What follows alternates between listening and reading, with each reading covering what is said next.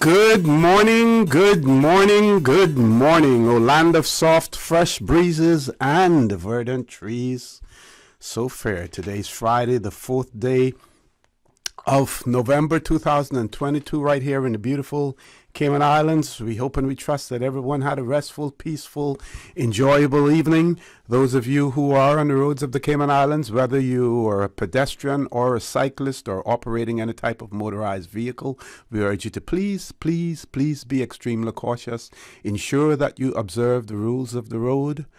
Remember, the life you save may just be your own. And reminders that in the absence of signage reminding you to use your indicators whenever you are making a move or negotiating a roundabout, if you're turning left, turning right, use your indicators. In the absence of signs, and we know that the National Roads Authority, they're working feverishly on that, and we know that there are those of you out there in the public who are advocating for it as well, including Miss Sharon Ebanks, who is a strong advocate for signage to remind drivers that they need to use their indicators as well. For those of you who are celebrating a birthday today, we want to wish you a happy birthday, or if you celebrated one over the past few days, a belated happy birthday to you as well. And to remind you that the For the Record birthday shout-outs are proudly brought to you by life insurance agent Michael Webster from Cayman Insurance Center. Live your best life and make sure that your family can too. That is one of his mottos. So for today, he reminds you to live your best life and make sure your family can too. And we will recognize some of those individuals who are celebrating a birthday to you today as well, or who may have celebrated one in the past few days, or who will be celebrating one over the weekend as well. For those of you who have lost loved ones, again, we want to express our sincere condolences to you. We hope and we trust that your faith will help to carry you through these extremely challenging times, and that the memories of your loved ones will be a blessing to you as well. Those of you who are ill and are either at home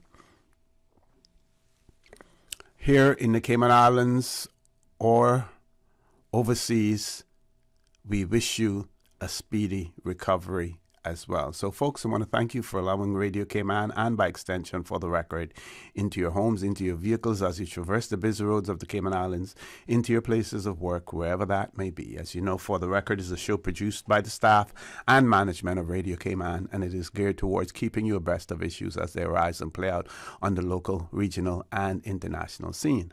I am your host, Orit Connor, and you're welcome to join me every Monday, Wednesday, and Friday from 7:30 a.m. until 10 a.m. During that period, our phone lines are open.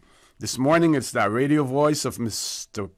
Silver Fox, Mr. Paul Akal, waiting to take your calls. You can call us on a toll-free number, provided courtesy of Flow. That toll-free number, 1-800-534-8255. You can also call us on 949-8037 and 949-6990. Email us at For the Record, one word, For the Record, at candw.ky. WhatsApp us, 925-3261. Follow us on YouTube. You do that simply by subscribing to Radio Cayman live stream. And of course, you can also follow us on Facebook as well. So let's look at some of the birthday greetings here. And Mr. George Shillette sending greetings to a very special lady, Miss Valley Dixon, who's 89 years young, will be 89 years young on Saturday. And birthday greetings are coming from your brother in Christ, Mr. George Shillette. And I guess at some point in time, he would like Radio Cayman to also play Drinking from My Saucer. That is, I think George himself has a version of that as well. So Miss Valley Dixon, 89 years young on Saturday, happy birthday to you when it comes tomorrow as well. Other birthdays Today we have Tanya Harrison, Richard Christian, and Samantha Scott. Samantha Catherine Scott also celebrating a birthday today as well. I think something else just came in here.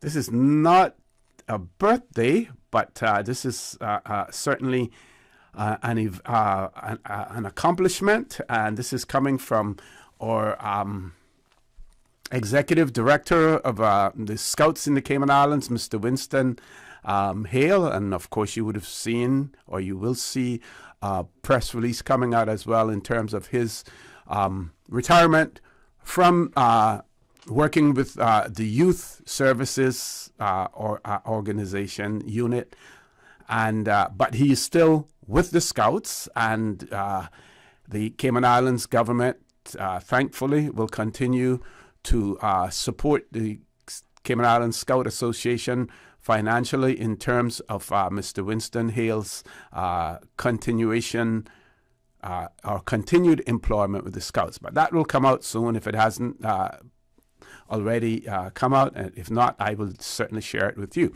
So, Mr. Winston Hale, we want to congratulate Superintendent of Police Roger Williams. He was recently promoted to that rank. Roger Williams came through the Scout ranks in Savannah and the Savannah Scout Troop.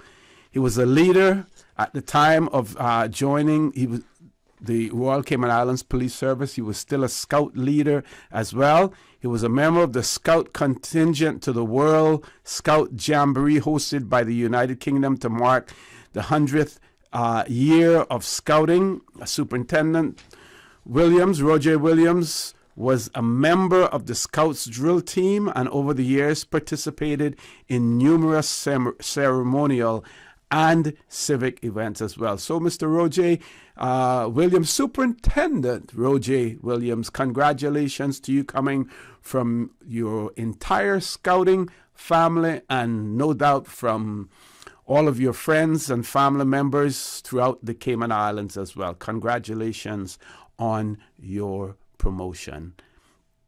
So, with that, before we go to the commercial break, I just want to say good morning. It is great to have Dr. McField in the studio with me again this morning. Doc, good morning. Welcome. To you, Mr. For the Record, and good morning to all your listeners in For the Record land and all of those in the Cayman diaspora and all those who listens to you Mondays, Wednesdays, and Fridays. Good morning to you. It's good to be back again with you. Okay, and we have a lot to talk about this morning. We have some documents that we're going to share. This phrase that is always used, that the Cayman Islands were a part of Jamaica, came under Jamaica. We're going to clarify that as well, because what we're going to share with our audience is the actual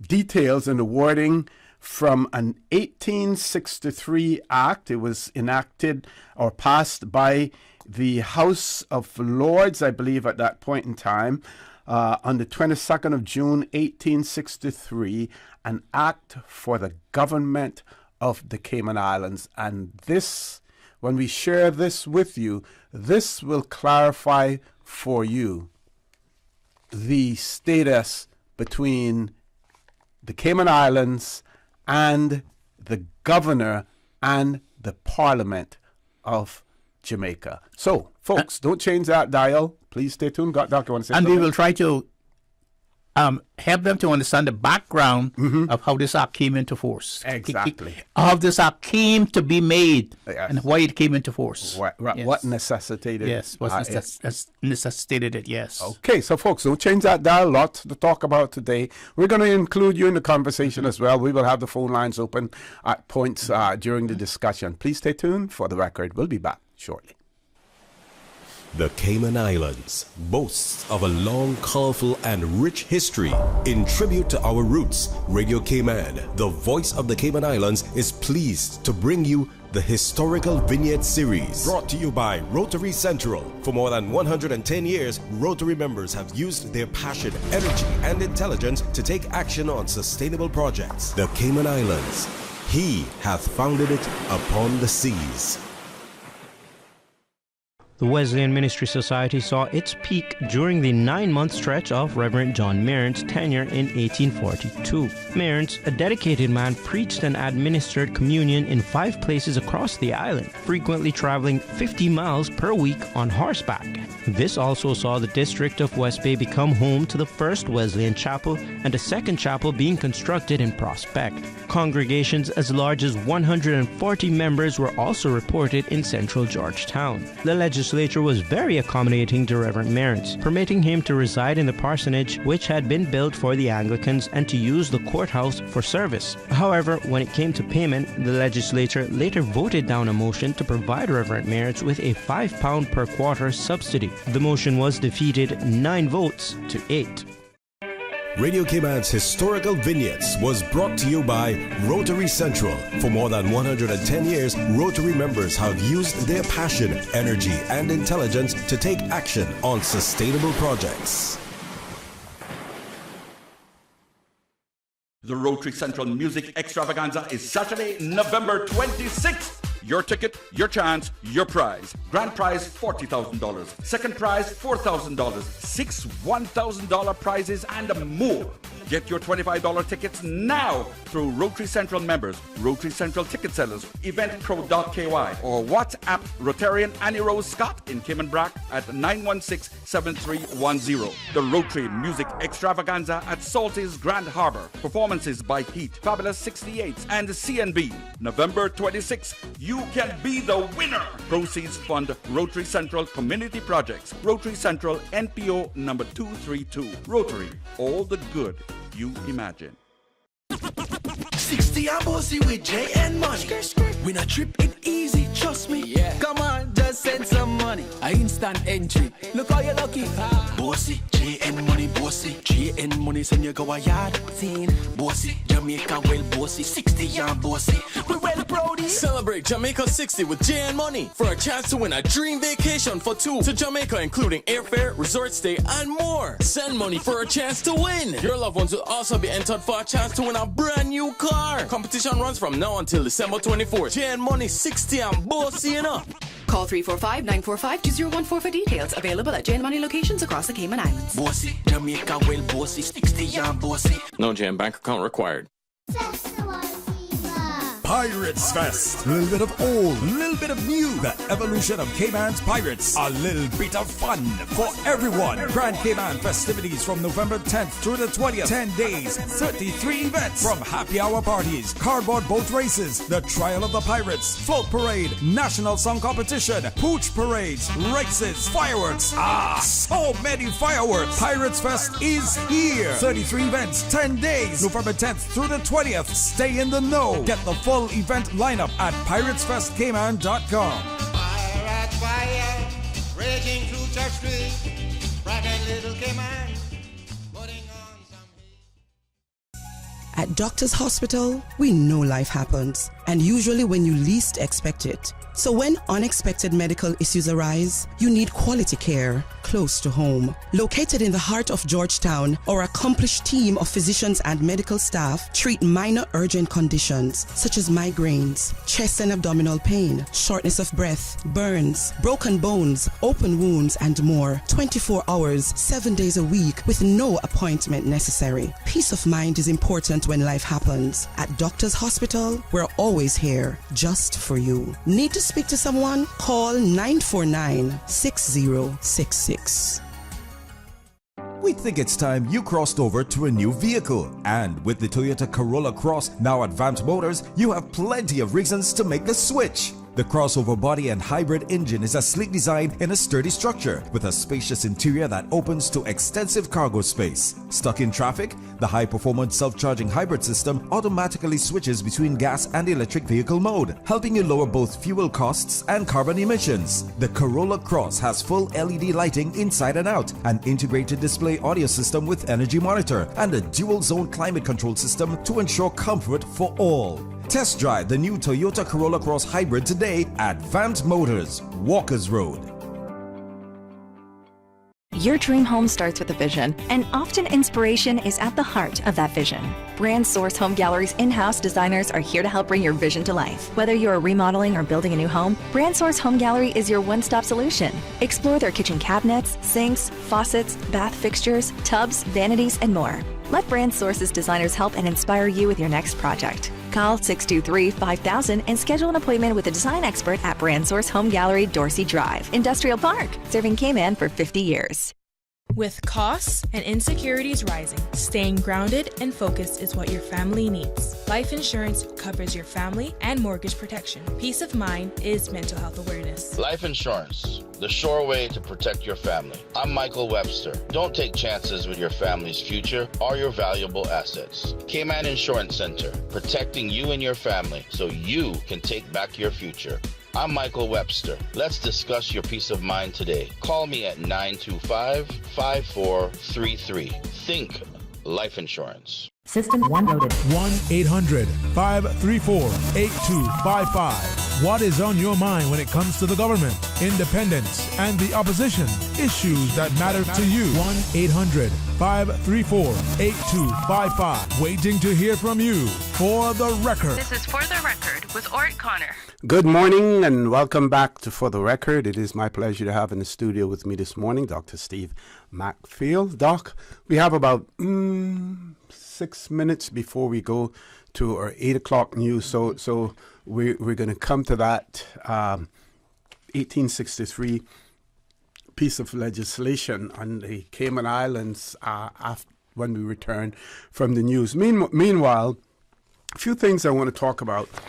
Before some of the overseas territories even were able to properly pronounce the name of the first minister for the overseas territories that we had, Jesse Norman, he was changed. I think he has now gone for the ministry.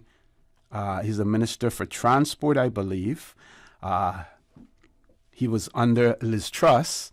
I think he had started to do some visits in the Caribbean, the overseas territories, and even some of the independent countries as well. And his visit was cut short, and he returned to the UK. So he's no longer for the minister for the overseas territories. The new minister for the overseas territories, and we haven't seen anything public here in the Cayman Islands in that regard yet, but his name is Zach Goldsmith. Yes. His father, billionaire, of course. Goldsmith is, he attended Eton, but he was expelled from there because of, for some reason as well. These rich kids, they do all sorts of things. So he was expelled from there, but he is now the new minister for the overseas territories. The Royal Gazette, the Bermuda newspaper, they have published, because this time of the year, it used to be called the OTCC, Overseas Territories Consultative Council. Yes. It is now called the Joint Ministerial Council, yes. And that is where all of the leaders from the overseas territories, as well as their representatives in the UK, will meet with the various UK ministers, including the Minister for the Overseas Territories, to talk about various things. It is also a time when the leaders for the overseas territories will take the opportunity to meet with their citizens in the UK as well as students. So plans had been made for that. Now we know that in some cases the leaders were already in the UK. Yes. Some have not gone yet, but the new minister has pulled the rug from under that meeting and has abruptly canceled it. So very quickly, I'll share what the Premier, David Burt of Bermuda, had to say about that in this article as well. So the article starts by saying that Britain's decision to cancel a meeting with the leaders of the overseas territories at very short notice has been strongly criticized by the Bermudan government. Yeah. The move to postpone the Joint Ministerial Council gathering with UK officials in London caused considerable inconvenience, according to officials. The last-minute action meant David Burt had to change plans to meet Bermudans studying in the UK next week as part of his scheduled trip to Britain.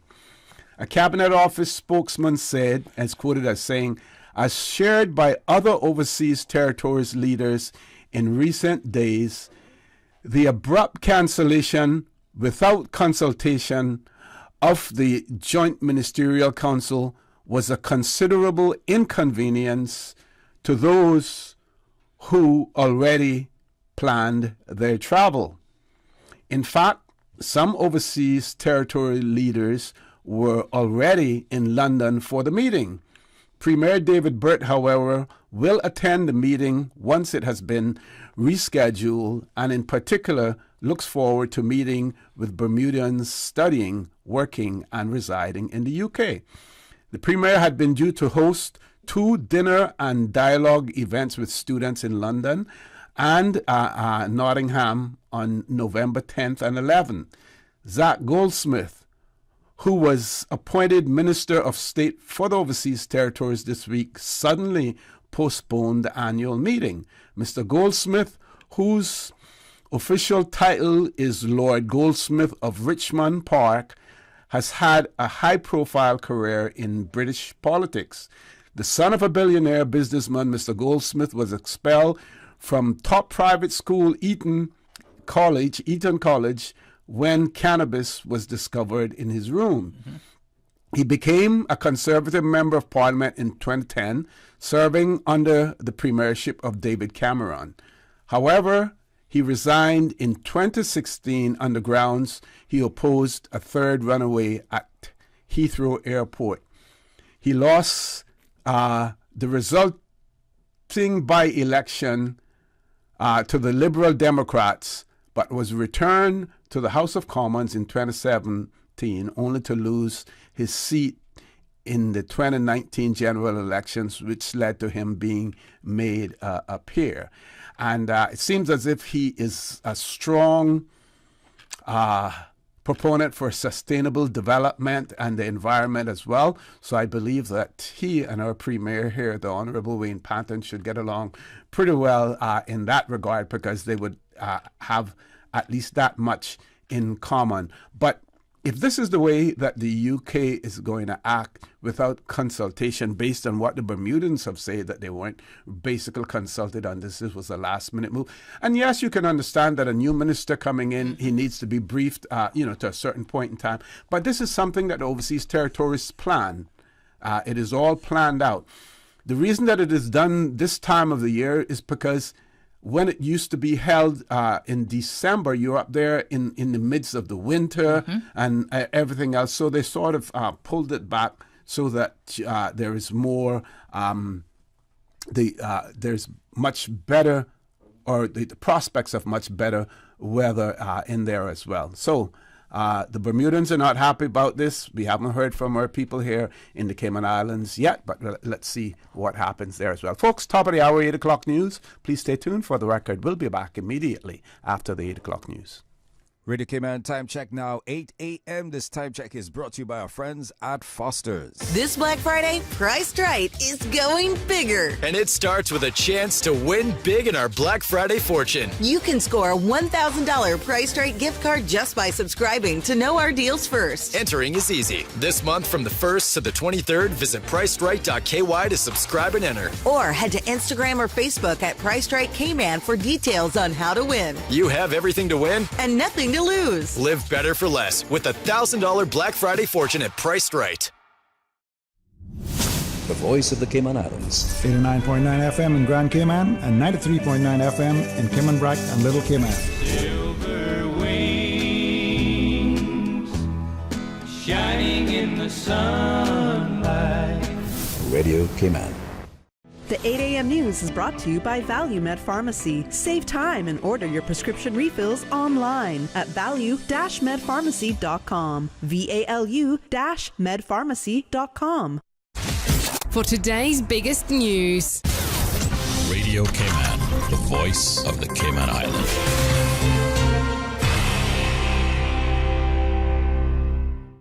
With your latest news, I'm Carsley Fuller. The Cayman Islands Compendium of Statistics 2021, released by the Economics and Statistics Office, reveals an almost 30% increase in the population over the last 11 years. The survey is a comprehensive collection of statistics from various public and private sector data sources covering population, demographics, social and living conditions, as well as the economy, the environment, information, and communication technology. The country's 2021 total count from the population and housing census was 71,105, reflecting a growth rate of 29.2%, some 16,000 people over the 2010 population. In social services, the total number of families who received assistance from the Needs Assessment Unit fell significantly in 2021 to just under 1,800 compared to more than 2,500 in 2020. Similarly, there was a decline in the number of families who got help with their utility bills. The number of people getting, quote, poor relief increased by 3.4% from 2020. However, aid with school lunches, school uniforms, preschool assistance, indigent medical care, and dental care all declined relative to the previous financial year. In environmental health, the total recorded waste managed at the landfill was more than 128,000 tons.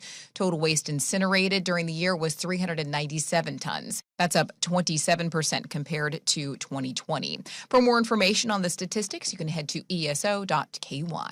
And the Cayman Islands Tourism Association is calling this year's Restaurant Month its largest culinary event to date, with more than 37 participating restaurants from across the island, collectively offering over 55 menus for lunch, dinner, and signature brunches. There was certainly an extra buzz around Restaurant Month this year, especially with our borders open again. And I truly commend the efforts of the restaurants, culinary teams, sponsors, and our patrons for making this year's event a tremendous success. Executive Director of CEDA, Jay Earhart, says the association is proud to see how successful this year's event was, showcasing the local food and beverage sector. Restaurant Month is a unique event that takes the best that Cayman's culinary scene has to offer by allowing residents and visitors to get a proper taste of the vast flavors, talent, and culinary artistry that can be found right here in the Cayman Islands. Now with a check of international news, here's the BBC, which will take us out of the newscast. I'm Carsley Fuller from Radio Cayman's newsroom. BBC News with Moira Alderson. The Chinese leader Xi Jinping has told the visiting German Chancellor Olaf Scholz that the two countries need to work together, despite increasing tension between China and the West. Mr. Scholz told the Chinese leader to use his influence with Russia over Ukraine. Russia's former president Dmitry Medvedev has claimed that the invasion of Ukraine is a sacred war which is being fought against Satan. He described Ukrainians as crazy Nazi drug addicts. South Korea's military says it has scrambled fighter jets after it detected nearly 200 North Korean warplanes flying close to its military border. Some of North Korea's planes are thought to date back to the 1950s.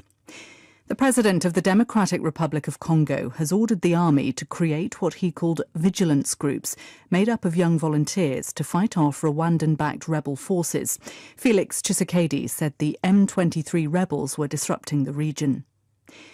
Kenyan officials say thousands of wild animals have died this year as a result of devastating drought. They said the national parks lack sufficient water and pasture. Football's governing body, FIFA, has written a letter urging teams heading for the World Cup tournament in Qatar to stop dragging football into what it called every ideological or political battle. Controversy over migrant workers and LGBT rights have marred Qatar's preparations. Staff at Taiwan's National Palace Museum have been disciplined after they broke Chinese artefacts estimated to be worth almost $80 million. They dropped and smashed a plate and a bowl from the Qing dynasty and a dragon-patterned bowl from the Ming dynasty. Hong Kong has been holding its annual food carnival, promising a 9-day explosion of cuisine, fun and revelry.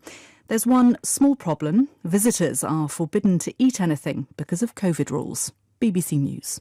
The 8 a.m. news is brought to you by ValueMed Pharmacy. Save time and order your prescription refills online at value-medpharmacy.com. VALU-medpharmacy.com. Now, more than ever, supporting your immune system is crucial to helping your body fight off illnesses like the common cold, the flu, and COVID-19. At ValueMed Pharmacy on Walkers Road and in Buttontown, we carry all the essential vitamins and minerals to help support your immune system and improve your overall health. Some of our top immunity support picks are vitamin C, vitamin D, zinc, elderberry, and quercetin, or the popular 7-in-1 immunity support.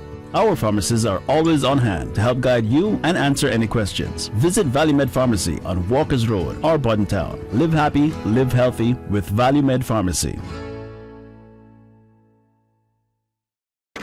Stay in touch with Radio Cayman for the latest in news and information. Follow Radio Cayman on social media, Facebook, Instagram, Twitter. Download the Radio Cayman app or log on to our website, www.radiocayman.gov.ky. Radio Cayman, your voice, your choice, your radio.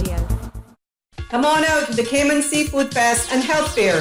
Come enjoy your favorites like crab, turtle, conch and shrimp with tasty side dishes. Get free blood pressure checks, flu shots, nutritional counseling, and much more. See you Saturday, November the 5th, 11 to 3 at the Farmers Market next to the cricket grounds. All proceeds to support the NCVO. Brought to you by the Progressives, celebrating 20 years of service to the Cayman Islands.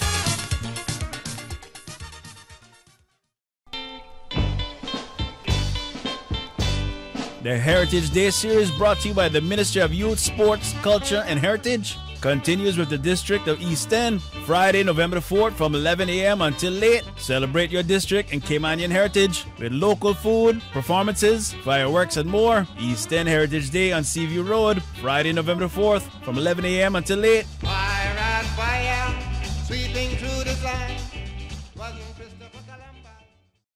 Tune in every Monday through Friday at 12 p.m. for Radio Cayman's Midday Newscast. Radio Cayman, the People's Station, your trusted official source for the latest news. The 12 p.m. news is proudly brought to you by Health City Cayman Islands. World-class healthcare within your reach. The 8:12 a.m. weather report brought to you by CG Britcay, where people come first. Good morning, everyone. Hello? Hello? Oh, sorry, I was on mute.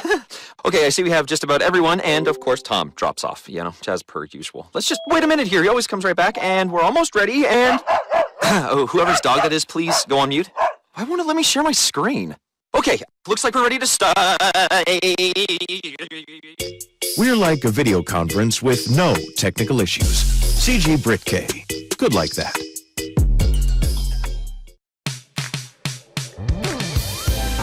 All right, beautiful Friday morning, my friends. It's nice and sunny with some partial cloud cover. It's 83 degrees Fahrenheit, but it feels like 85. Winds are out of the east-northeast at 19 miles per hour. Relative humidity 70%. Barometric pressure is at 29.91 inches and dropping. Moderate easterly winds and seas will continue across the Cayman area for the next 24 hours as a ridge of high pressure builds north of Cuba.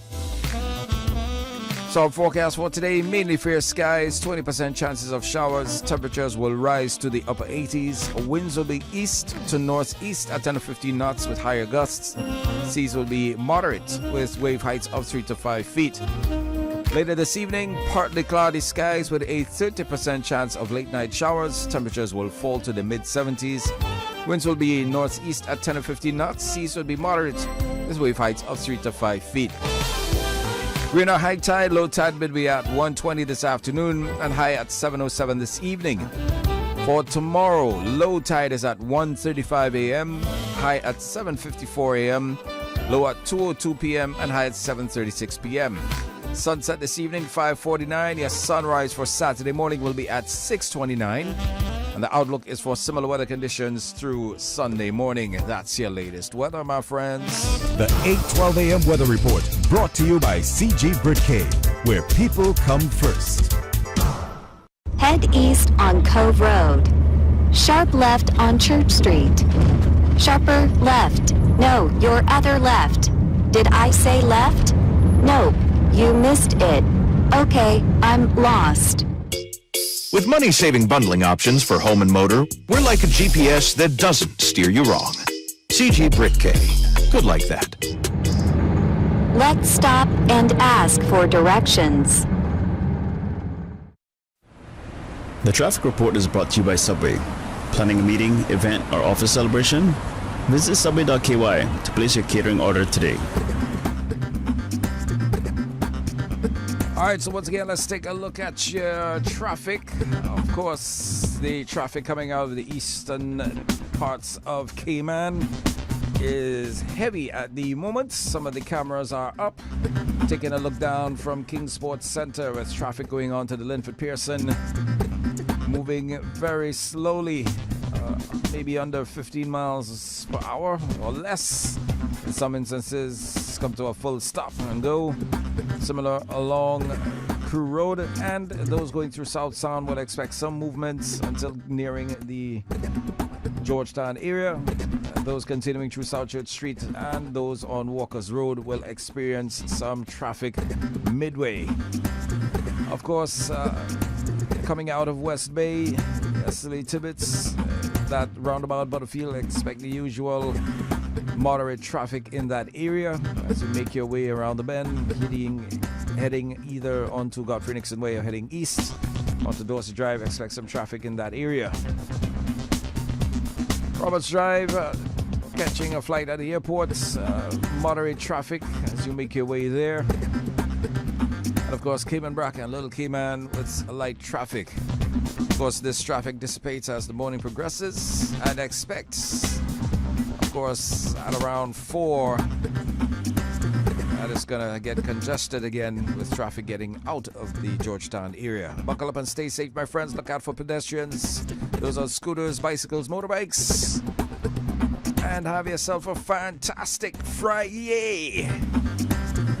Traffic report brought to you by our friends at Subway. When you're craving something big, something tasty that gives you that lip-smacking satisfaction, something that hits the spot, there is nothing better than a footlong from Subway. It's pretty tasty. Filling and full of flavor. Try our new sweet onion steak teriyaki with a twist, or the classic chicken teriyaki. Top it with green pepper, onions, cheese, and that sweet onion teriyaki sauce, all piled on your favorite artisanal bread. Satisfy that craving with a footlong from Subway. Fresh, delicious, tasty, meaty. Let's make it a meal with a drink, chips, and cookies. There is nothing better than a footlong from Subway. The traffic report is brought to you by Subway. Planning a meeting, event, or office celebration? Visit subway.ky to place your catering order today. And the whole island is one big, big party, party, party. Little Cayman, the 2022 Pirates Fest season starts with you November 4th through the 6th with the official kickoff at McCoy's Sunset Bar Friday the 4th, followed by the float parade 3 p.m. on the 5th starting from Southern Cross, costume competition, fireworks show, and don't forget about the Pirates Party at the Hungry Iguana. You know them pirates like a little party, Little Cayman style. Little Cayman Pirates Fest, November 4th through the 6th.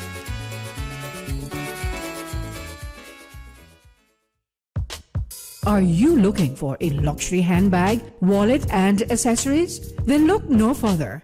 Visit Pena Leather Goods on 40 Royal Plaza on 8 Street in Georgetown and discover brands such as Longchamp, Kate Spade, Furla, and Ralph Lauren. Pena Leather Goods provides the most luxury leather goods for men and women, whether you are shopping for yourself or for a gift. We have what you need. Visit Pena Leather Goods on 40 Royal Plaza on 8 Street next to Victoria's Secret. While shopping, enjoy special offers in store. See you soon. For the record with Ort Connor. Initiating system. For information that matter. For the record with Ort Connor. Continues right now on Radio Cayman. Good morning and welcome back to For the Record. In the studio with me, Dr. Steve MacPhail. But before I pass the mic over to Dr. MacPhail, I have been asked by Churchill's Funeral Home to read an apology that they want to make. And it reads, Churchill's Funeral Home would like to offer a public apology to the family of the late Miss Elva Louise Evans on an error that was made in the Cayman Compass obituary column on Friday, that is today, November the 4th, 2022, regarding her name. We strive to serve the community of the Cayman Islands in honoring their loved ones with our sincere and heartfelt service, and again, our condolences to the entire family and sincere apologies as well. So the apology coming from Churchill's Funeral Home to the family of the late Miss Elva Evans on the error that was made in the obituary column of the Cayman Compass today, the 4th of November, 2022, regarding her name. Okay. So, Doc, we're going to start to talk about this piece of legislation. Yes, the 1863 Caymanian Act. Yes. Yes. Well, and let's talk about the misconception first. What it is that people not only believe, but some have put in print their version of the relationship between Jamaica and the Cayman Islands at that point in time. Some have erroneously said that we were ruled by Jamaica. Some have said that we were a part of Jamaica. Yeah. Okay. Some of us say that we were part of Westmoreland. Mm-hmm. Yes. Parish of Westmoreland and so forth. Mm-hmm. And some of us say that the Custos of Jamaica was also the Custos of Cayman, which was not true, and which is not true.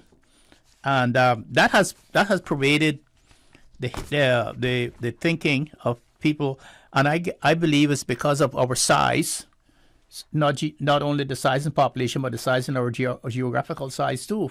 We were known as a little small island state to some people, and there was connotations to size and population in the Caribbean. That what could we have offered? What could we have done to have recognition at the time? And it goes to show you also what errors can be made when proper research isn't done. Yes, and right. a lot of times when it isn't done by your own as well. That's right. Right. That's right. So, just like a bit of background. Sure. What Caymanians should know is that the big thunderbolt in the history of the Caribbean in the 18th century was, or the early 19th century, was when Haiti became independent. In 1810, when Haiti finally kicked out the French. And the black slave population took over the country. It sent ripples all through the white world, all through Central Europe, South America, and North America. It was a fair that pervaded the whole historical perspective at that time. And so Caymanians too were afraid of that, and they were afraid of that, and because Caymanians, the slave owners in Caymanians were outnumbered by the number of slaves. That was a thing. And a lot of people said to me, well, how could that be? Why didn't the slaves overcome them, overtake them, overburden them? But that's a different story for a different day. Yes. So from 1810, Caymanians were very worried about their position. So what they did, they formed a little small militia. And after skirmishes came, there were some skirmishes here, but people coming into the harbor and firing on Fort George, and people coming into West Bay. You'll see that in the history books. And they got really frightened.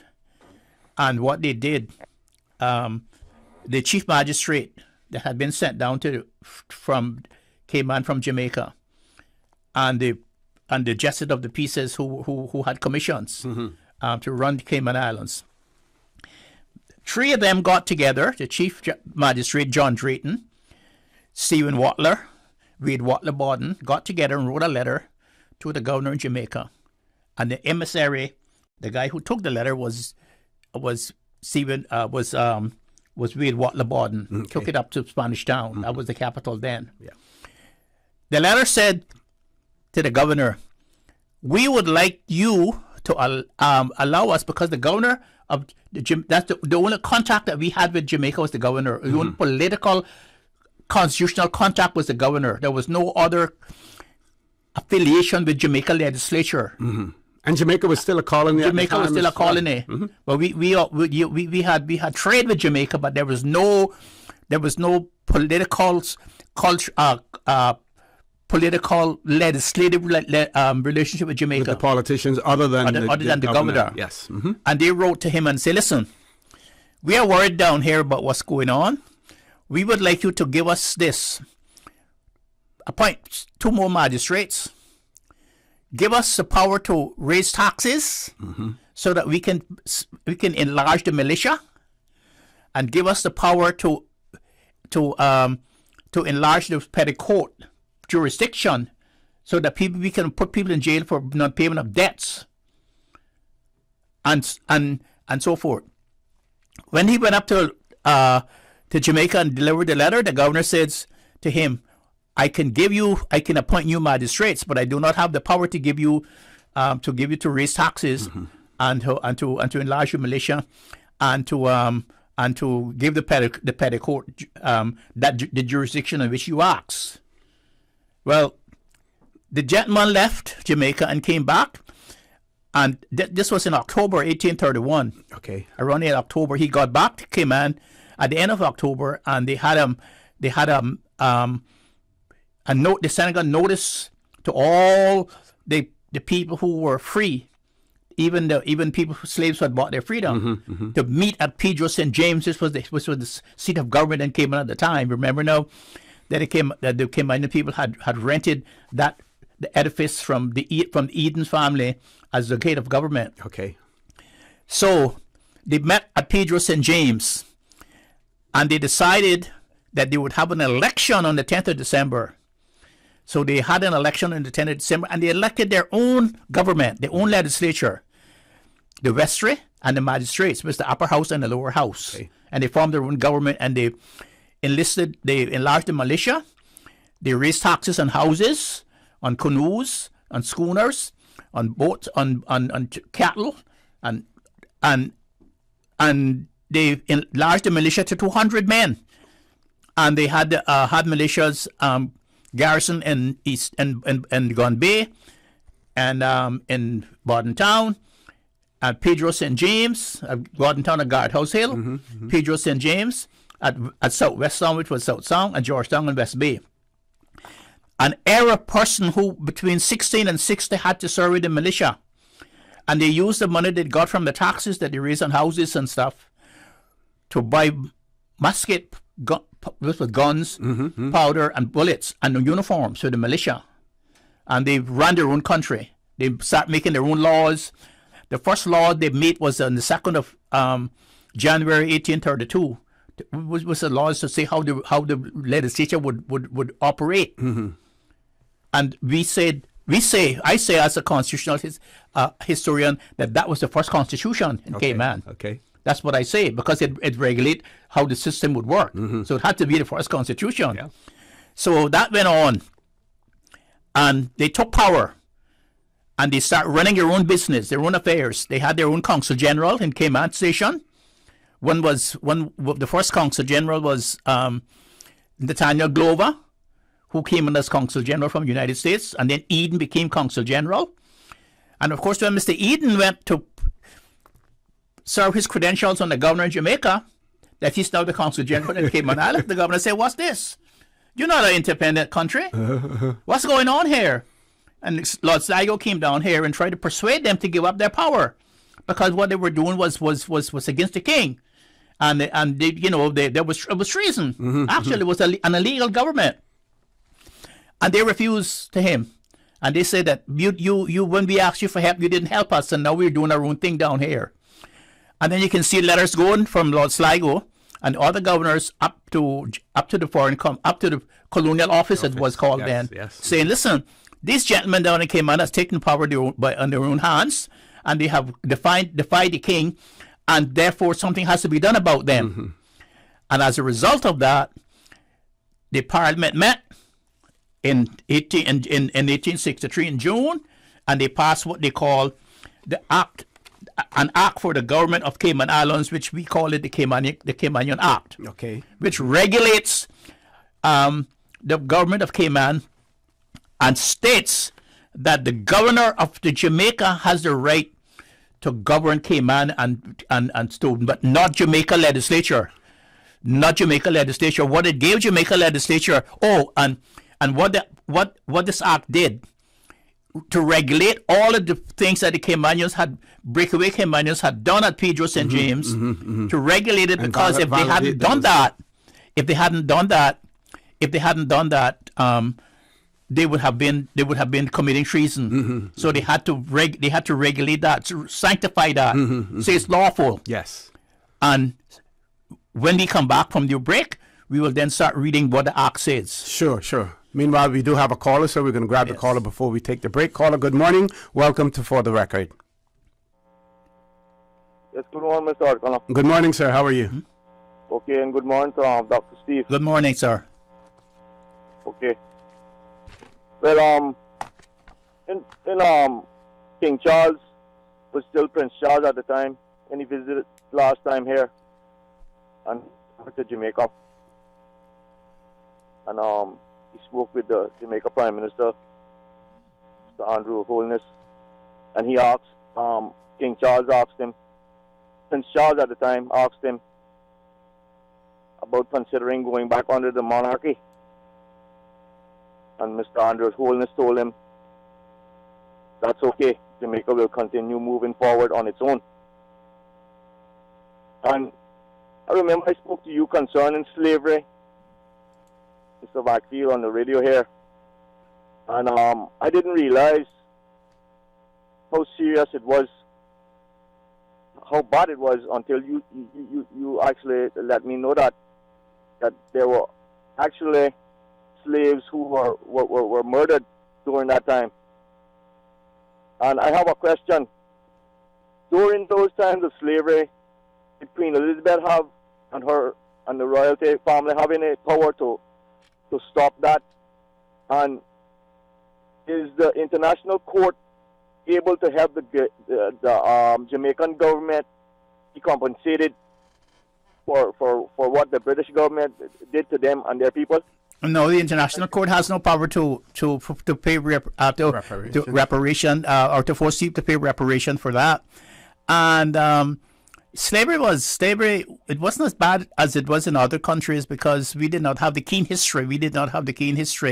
And the whole concept of slavery was much different from Jamaica or Trinidad or Barbados or places like that. It's because the two people, the slaves and the slave masters, had to live together actually to survive on this island. And it wasn't like you did see the great houses and the ghettos that they had in other countries where but they did have the slave courts, and slaves were deported from Cayman to different places. Slaves were deported to Belize, the British Honduras it was called then, and some of them were deported all the way up to Nova Scotia, where they would send rebellious slaves to live. That's why Canada had a lot of black people on that side of the Atlantic.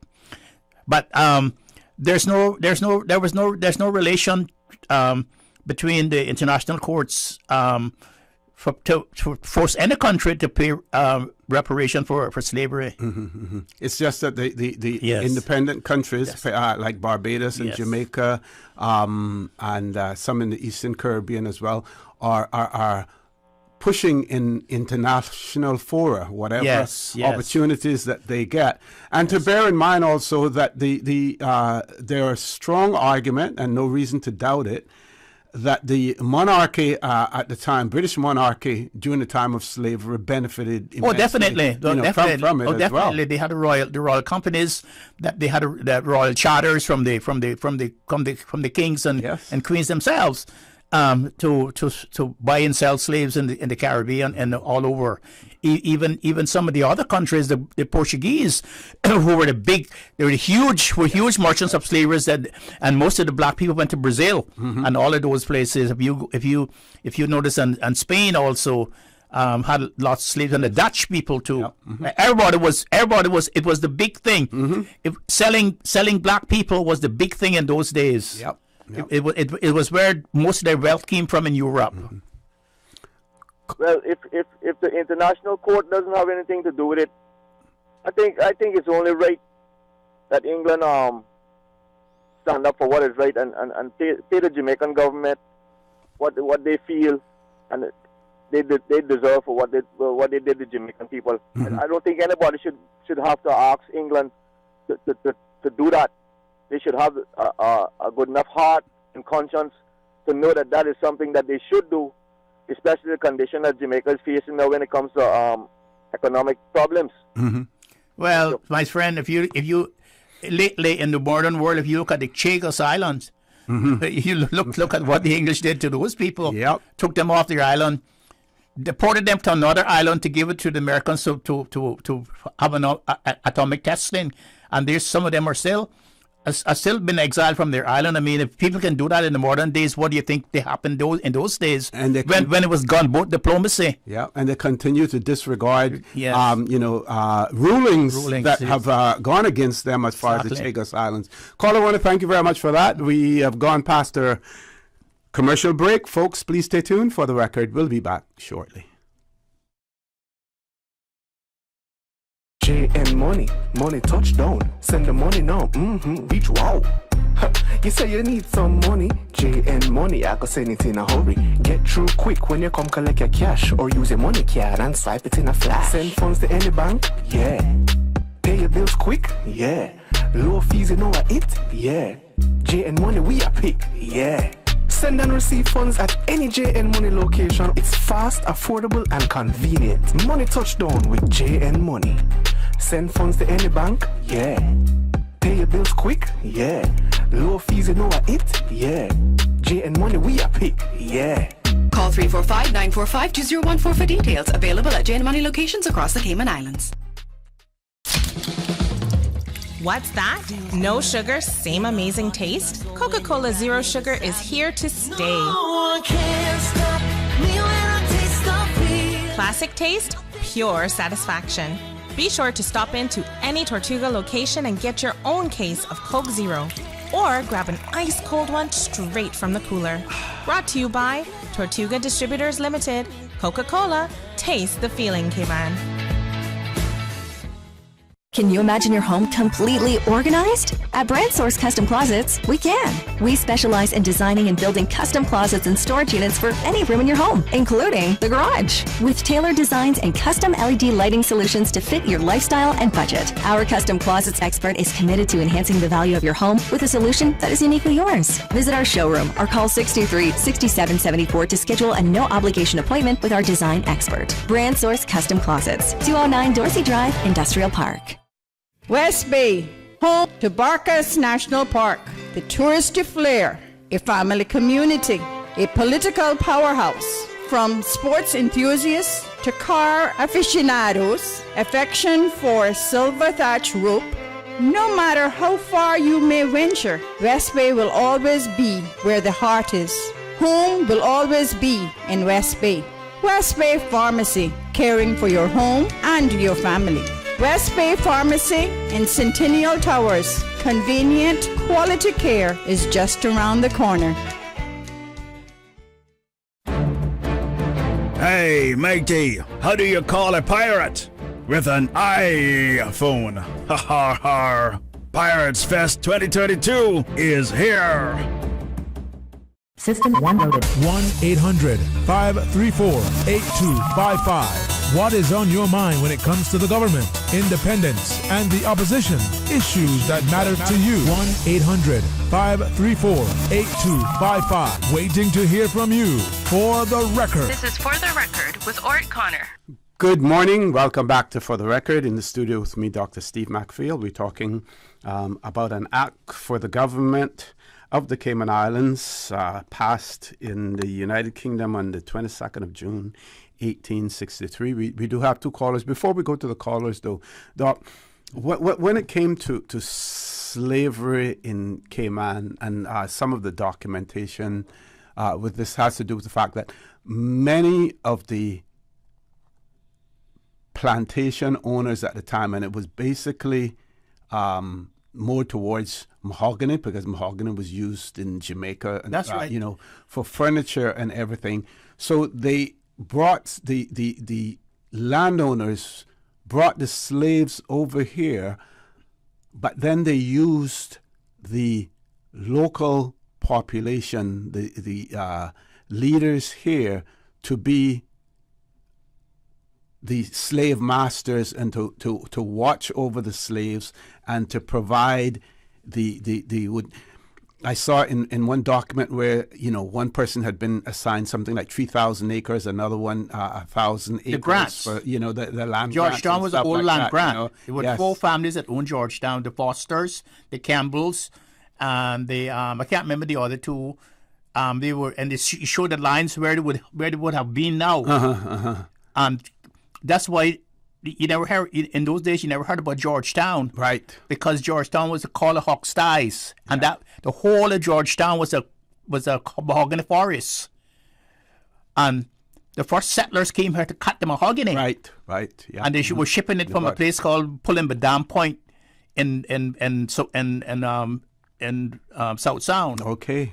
And they were selling the mahogany to Jamaica, and Jamaica would then sell it to England to build churches and to build all that woodwork that you see in all those places. And one of the first cases that went from Cayman was the case between Foster and Campbell. Yes, because he claimed he had been defrauded or something. Had been defrauded by Foster, who had not set. He had given the money to put up a works in Cayman, a sawmill in Cayman, with 30 slaves. And he had not been getting any money. And when he came down to Cayman and found out what was going on, he found out that they were shipping directly to England, bypassing Jamaica and getting all the money. And that case went to the court in Jamaica. Okay. But yes, the first shipment, the first export from Cayman was mahogany. Yeah, a hardwood mahogany. That was the first thing that went. Yeah. And then after it was cotton. Yes. And then it was coconuts. And then you had the bulrush. And then the what we used to call the wheat. Wheat. Wheat.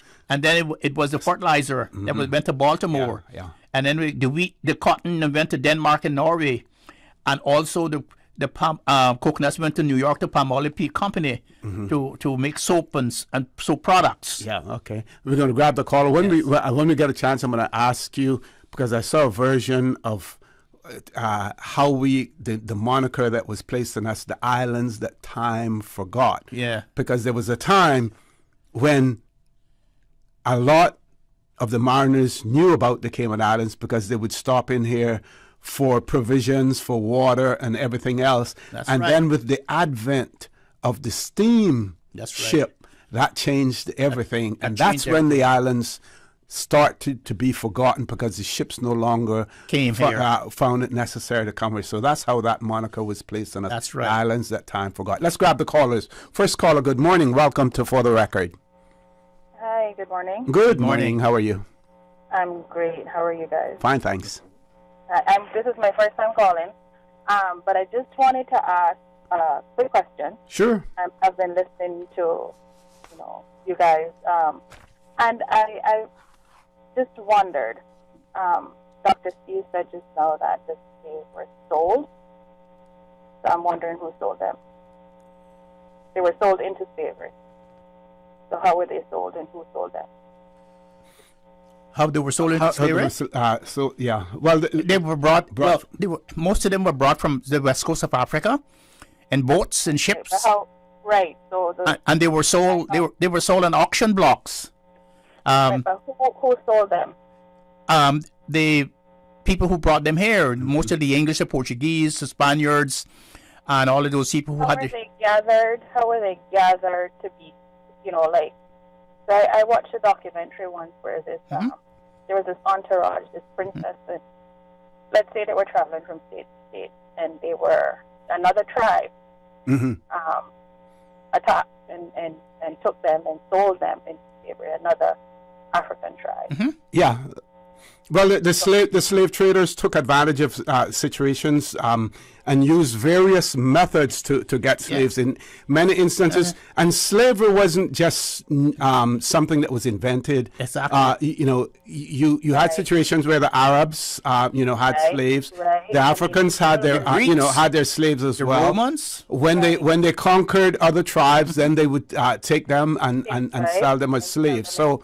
We can't blame it all on the white man. Right. Yes, That's the point I'm trying to, yes, get out there, is that while I too, by my skin color, would be considered black, my family is very mixed, and I ever consider myself black, mixed, or anything. I'm just a human being. You're right. Part of the, part of mankind, and I think the mentality or what's been sold, especially in America, is to the detriment of people, of black people, of people who would identify themselves as black.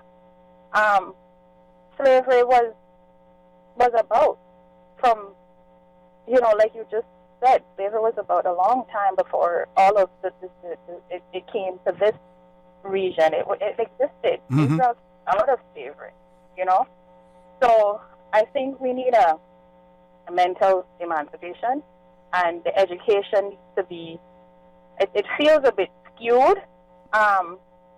It feels a bit like it's trying to have black people consider themselves victims, and I don't think anyone is like, for example, Slovakia and those places, that their name came from, the fact that they were slaves, so, and I don't see them or other nations using it to victimize themselves in the way that we so have. And I am not, trying to say that people weren't taken advantage of. In every case where there was slavery, people were taken advantage of. And it's human rights, that's just not right. But at the end of the day, we ourselves sold ourselves into slavery. Sure. And the Bible does speak that, if there's a curse, and the curse is that you yourself will end up in slavery if you're selling, if you're enslaving people and selling your own into slavery. Yeah. Well, caller, if you would think of the fact that there are other nations, like probably the Nordic countries, a lot of the European countries, where the last name or the name of a person has an association with their family and their historical the lineage, and many black people now. Connor, we have lost.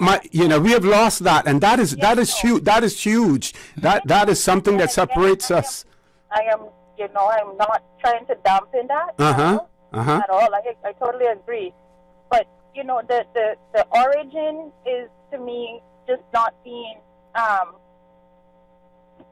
don't want to use the word highlighted, but the enlightenment is being lost, where it should be taught holistically, not just one-sided. Yeah, okay. People have, taken advantage of the whole, they benefited, of course, they did. But we ourselves sold ourselves into slavery. And there is there's the law written into everything. You have the law of nature, you have the law of that itself, wherein there is. But because we did it ourselves doesn't justify it. And I think it's the whole concept. It's the whole concept of slavery that we need to talk about, and the fact that, and the reason that we have to continue to talk about it, because we have to ensure that it never happens again. Because believe you me, in this modern world, it is possible for it to happen again. Yes, because a different version of it. Because in Roman times, when the Romans conquered other European nations, they brought them in as slaves too, and the Romans had the Germans and all those people that they conquered as slaves. The Arabs had slaves, and the British had slaves, and the British had slaves in their so and what the Portuguese and the British and the Dutch and all them did, and the West Africa, they set up not only its border, but they set up forts. They set up forts to protect them, to protect their merchandise, and also to protect the blacks who had provided them with access into the interland to collect more slaves. Because remember now when they raided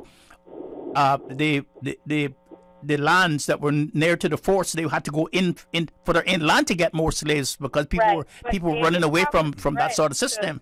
Right, but they weren't strong enough to go there and gather these big, strong, men. Remember now, woman, lady, they had the guns. The black Africans didn't have any firearms. Yeah. They had the guns, and so it was people who had the guns that were the powerful people. And don't forget to use the Bible as well. Exactly, use the Bible too.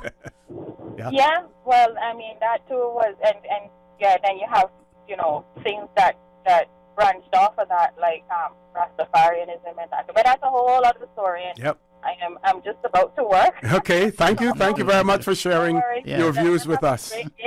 Yes. You do the same as well. And thank you. Thank you very much, folks. We're going to take a commercial break. We still have a few callers on hold. We will take your calls as soon as we return, so please stay tuned.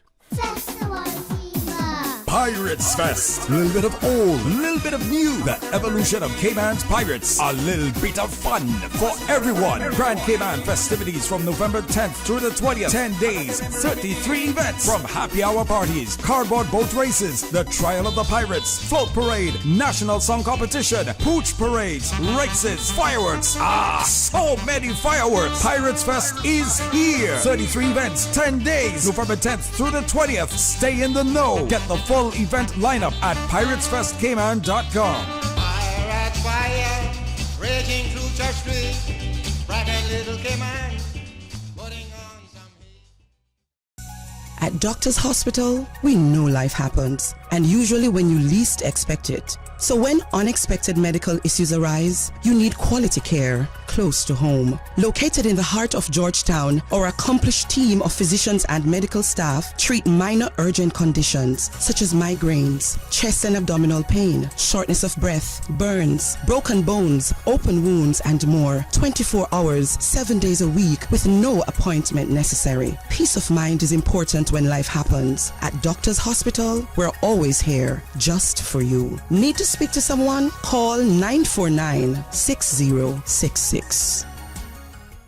We think it's time you crossed over to a new vehicle. And with the Toyota Corolla Cross now at Vant Motors, you have plenty of reasons to make the switch. The crossover body and hybrid engine is a sleek design in a sturdy structure with a spacious interior that opens to extensive cargo space. Stuck in traffic? The high-performance self-charging hybrid system automatically switches between gas and electric vehicle mode, helping you lower both fuel costs and carbon emissions. The Corolla Cross has full LED lighting inside and out, an integrated display audio system with energy monitor, and a dual-zone climate control system to ensure comfort for all. Test drive the new Toyota Corolla Cross Hybrid today at Vant Motors, Walkers Road. Come on out to the Cayman Seafood Fest and Health Fair. Come enjoy your favorites like crab, turtle, conch, and shrimp with tasty side dishes. Get free blood pressure checks, flu shots, nutritional counseling, and much more. See you Saturday, November the 5th, 11 to 3 at the Farmers Market next to the cricket grounds. All proceeds to support the NCVO. Brought to you by the Progressives, celebrating 20 years of service to the Cayman Islands. Tune in every Monday through Friday at 12 p.m. for Radio Cayman's Midday Newscast. Radio Cayman, the People's Station, your trusted official source for the latest news. The 12 p.m. news is proudly brought to you by Health City Cayman Islands. World-class healthcare within your reach. For the record, with Ort Connor. Initiating system for information that matter. For the record, with Orit Connor. Continues right now on Radio Cayman. Good morning. Welcome back to For the Record. We're going straight to the phone lines as promised. Next caller, good morning. Welcome to For the Record. Good morning, gentlemen. Good morning. How are you? I am well. I'm well. I love the topic, and I love the explanation. And for the lady that called in about, blah, blah, how we did this to each other up in Africa. Look here, baby, we doing that ourselves right down here now. If we wasn't doing that, just like Pedro, not Pedro, folks, Pedro. Just like Pedro, they couldn't overcome us because we would find another way. So we all sell each other out, even now. Don't stress on top of that. But let me say, 2 wrongs don't make a right. That's what my mulatto mama always told me. 2 wrongs do not make 1 right. That's a mulatto. I don't know if she know what that really means. The concept. But so because somebody gathered us up in Africa, was practicing our own thing, that means we could get back at the next one. But then the man come around with money and say, ooh, but there's a business opportunity. That was so wrong, and they felt it in their bones. They knew the difference. But anyhow, gentlemen, have a nice day. Oh, this topic is so fine. Dr. Macfield, I want you to tell me one thing, and thank you for reminding me when somebody mentioned, that the boats came and restocked themselves and all that. About maybe 5 or 7 years ago on Mill Street, there's a business place. I went in there to do something, and a man started, Jamaican gentleman that owned the business, started talking about, the Cayman connection to Jamaica and how they ruled us and blah, blah, blah, blah. No, that's not so. But I know that. So we nailed the pot down in his business place. But the thing that really got me in my gut was when he said that Jamaicans used to have to send drinking water on boats for Caymanians. At that point in time, most of us could drink our groundwater, in particular here in Georgetown. It was the opposite. Cayman used to sell water to passing ships there, fresh water to passing ships there, and that is why some of the wells, some of the fresh wells that you see are now covered up. I think one of the last ones that they found was when they were building this shopping center down in Pantonville, in Georgetown. What's this called? The Colonel's Shopping Center there. Mm-hmm. Yeah, where Kirk Freeport is. They those walk-in wells, and the reason why they had the walk-in wells is so that they could roll a cask down. They could roll a cask down and fill it up, and then roll it back up again. So we were selling our produce, our turtle, our fish, and all of those things to the passing vessels that came in here. That's where we made our money. And at one time, Cayman was one of the most prosperous islands in the Caribbean, one of the richest islands in the Caribbean at one time as well. And like my colleague, Mr. For the Records, reminded me here that Cayman became sort of defunct as far as merchant trade is concerned after the sailing vessels ceased to exist. And the steamships come in, they no longer need it to stop into Cayman to get victuals and water and all those stuff, and they bypass us, and that was the time that they said to Cayman when time forgot Cayman. But before, I mean, you had to look at, only had to look at the version of the 10 historical version of the 10 sails.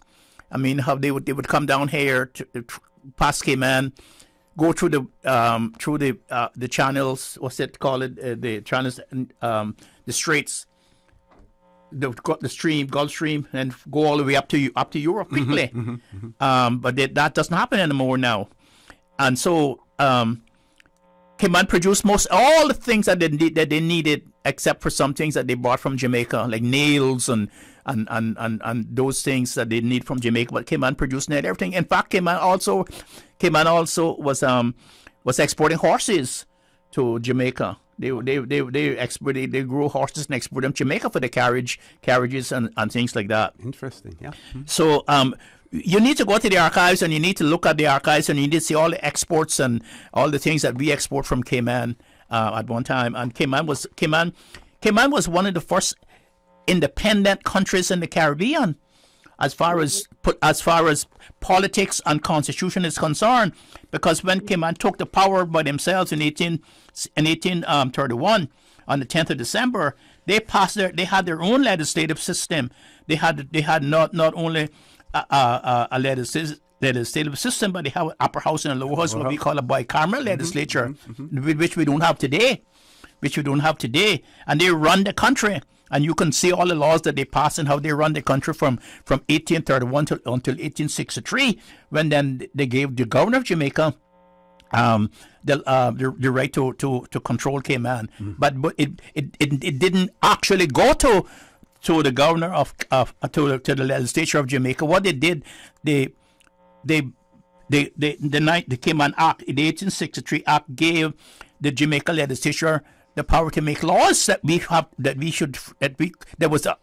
was accepted in Cayman as if it was necessary.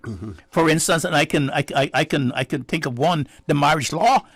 We accepted the marriage law in Cayman and abide by that, and until we passed our own marriage law and so forth, the land system too, until we passed our own. So we were never a colony of Jamaica. We were never ruled by Jamaica. We were never under Jamaica. And I think, for a long time, I think one of the only two people that were preaching this was myself and Reverend Sykes.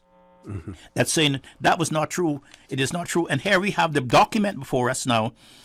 It's chapter 31, an act for the government of the Cayman Islands, what we call the Caymanian Act, passed on the 22nd of June 1863. And the reason why they had to pass this act was to ratify all the illegal things that we had done against the king, to be able to save us from treason and to save us from having a trial. And here's what it says, caller, about the powers of the legislature of Jamaica to make laws. It says, it shall be competent to the legislature of Jamaica to make laws for the peace, order, and good government of the said islands, and by such laws to alter or repeal all or any of the aforesaid acts or resolutions, and also to give to the justices and vestry or other body or bodies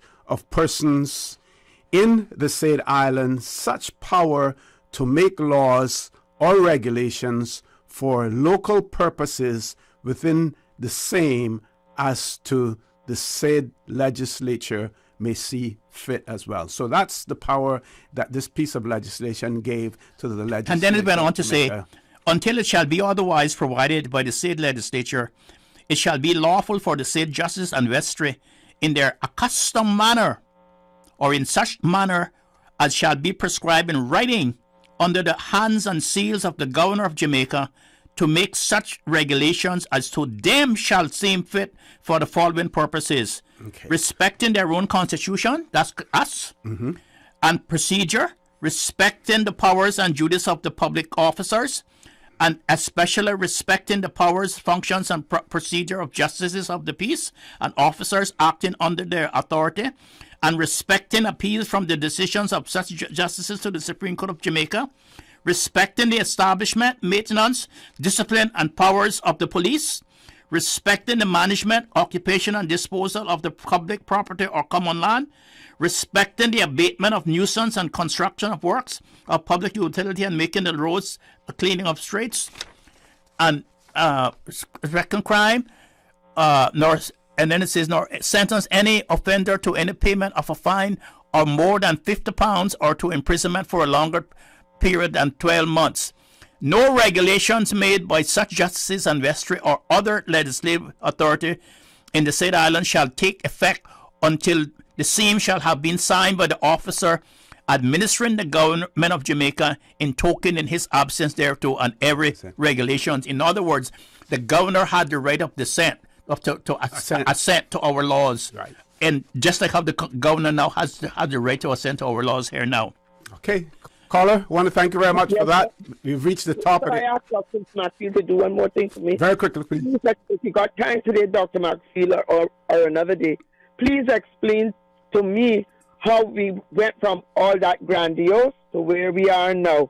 Okay, will do. Yes. Folks, top of the hour, headline news. When we return, we still have callers on hold. We will take your calls, so please stay tuned.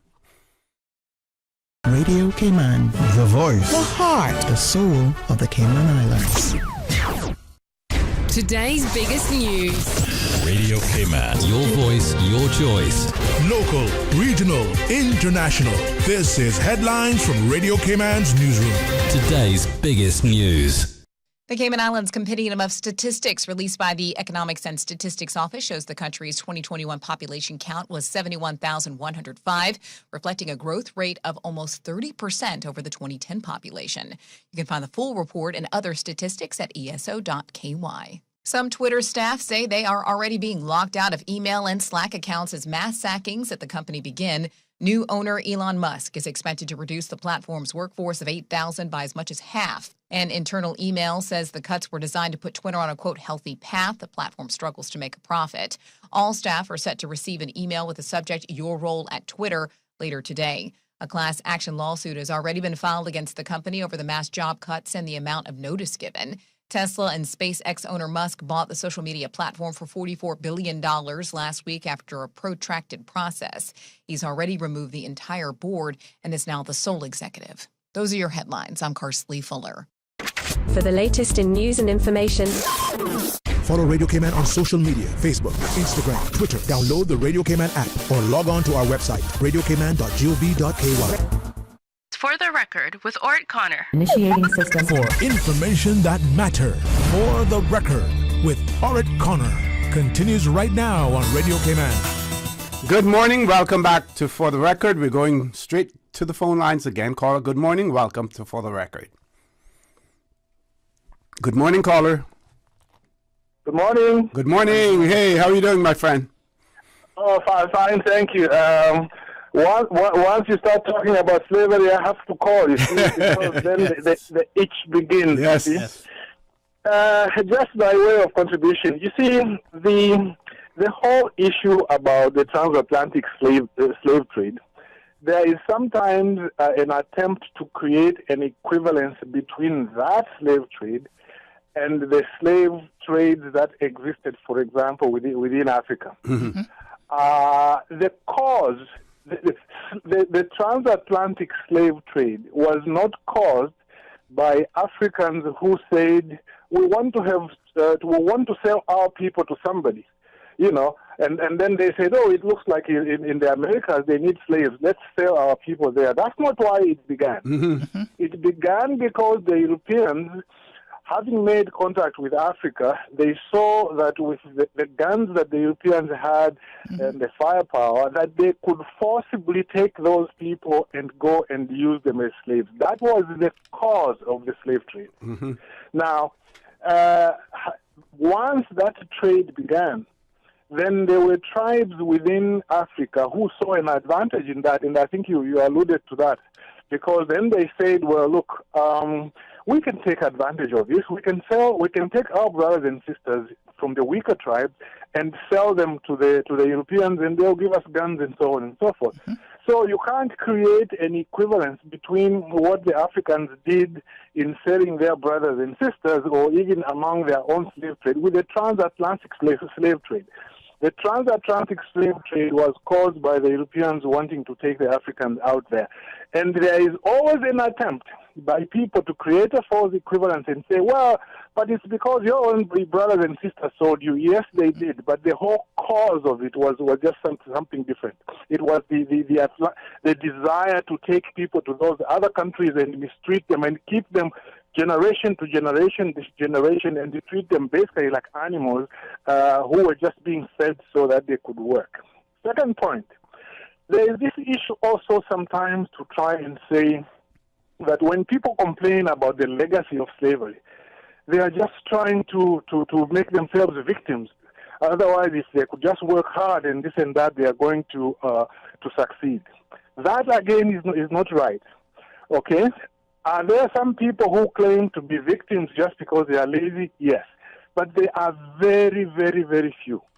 Today in the United States, the statistics still show that if your father and mother were had a lot of money, you are going to be successful as well. If also your grandparents had a lot of money, your chances of success also increase. So those people who came out of slavery, practically by their history, they've got this disadvantage, against them. To this day, a white person with a conviction, all other things being equal, has got a better chance of getting a job in the United States than a black person with the same education and everything, but who doesn't have a conviction. There are these things that are still taking place. So when people complain about one more thing, when you use drugs, white and black people use drugs by all statistics at about the same rate. But black people are arrested at the rate of 3-4 times higher than the white people. That makes them get a conviction, and then the cycle of unemployment leading to crime also happens. When people complain about these issues, it is not because they are victims, they are trying to say they are victims. No. It is because this is the reality of the society. There is need for greater social justice. That is why, in closing, in Cayman, you need to teach your people more about the legacy of slavery. Even in Cayman, there are some families which are historically rich, and you need to teach more, and it's very good. Every time I listen, you guys talk about this, I want to listen, but you need to do more to teach your own people.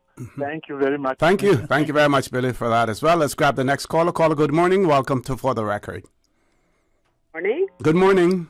And good morning, Dr. Steve. Good morning, ma'am. A special thank you to you, because I've been begging you forever to please come on to explain this whole misconception of Cayman being owned by Jamaica. I say to that, if you think that we were owned by Jamaica, then if you weren't even born at that time, just think back to 61, 62. If we were owned by Jamaica, we wouldn't have had a say as to whether we wanted to go independent or not. Right? And we could make a big full stop right there. The refusal to accept what has been and then to live in denial is the biggest part of our downfall today.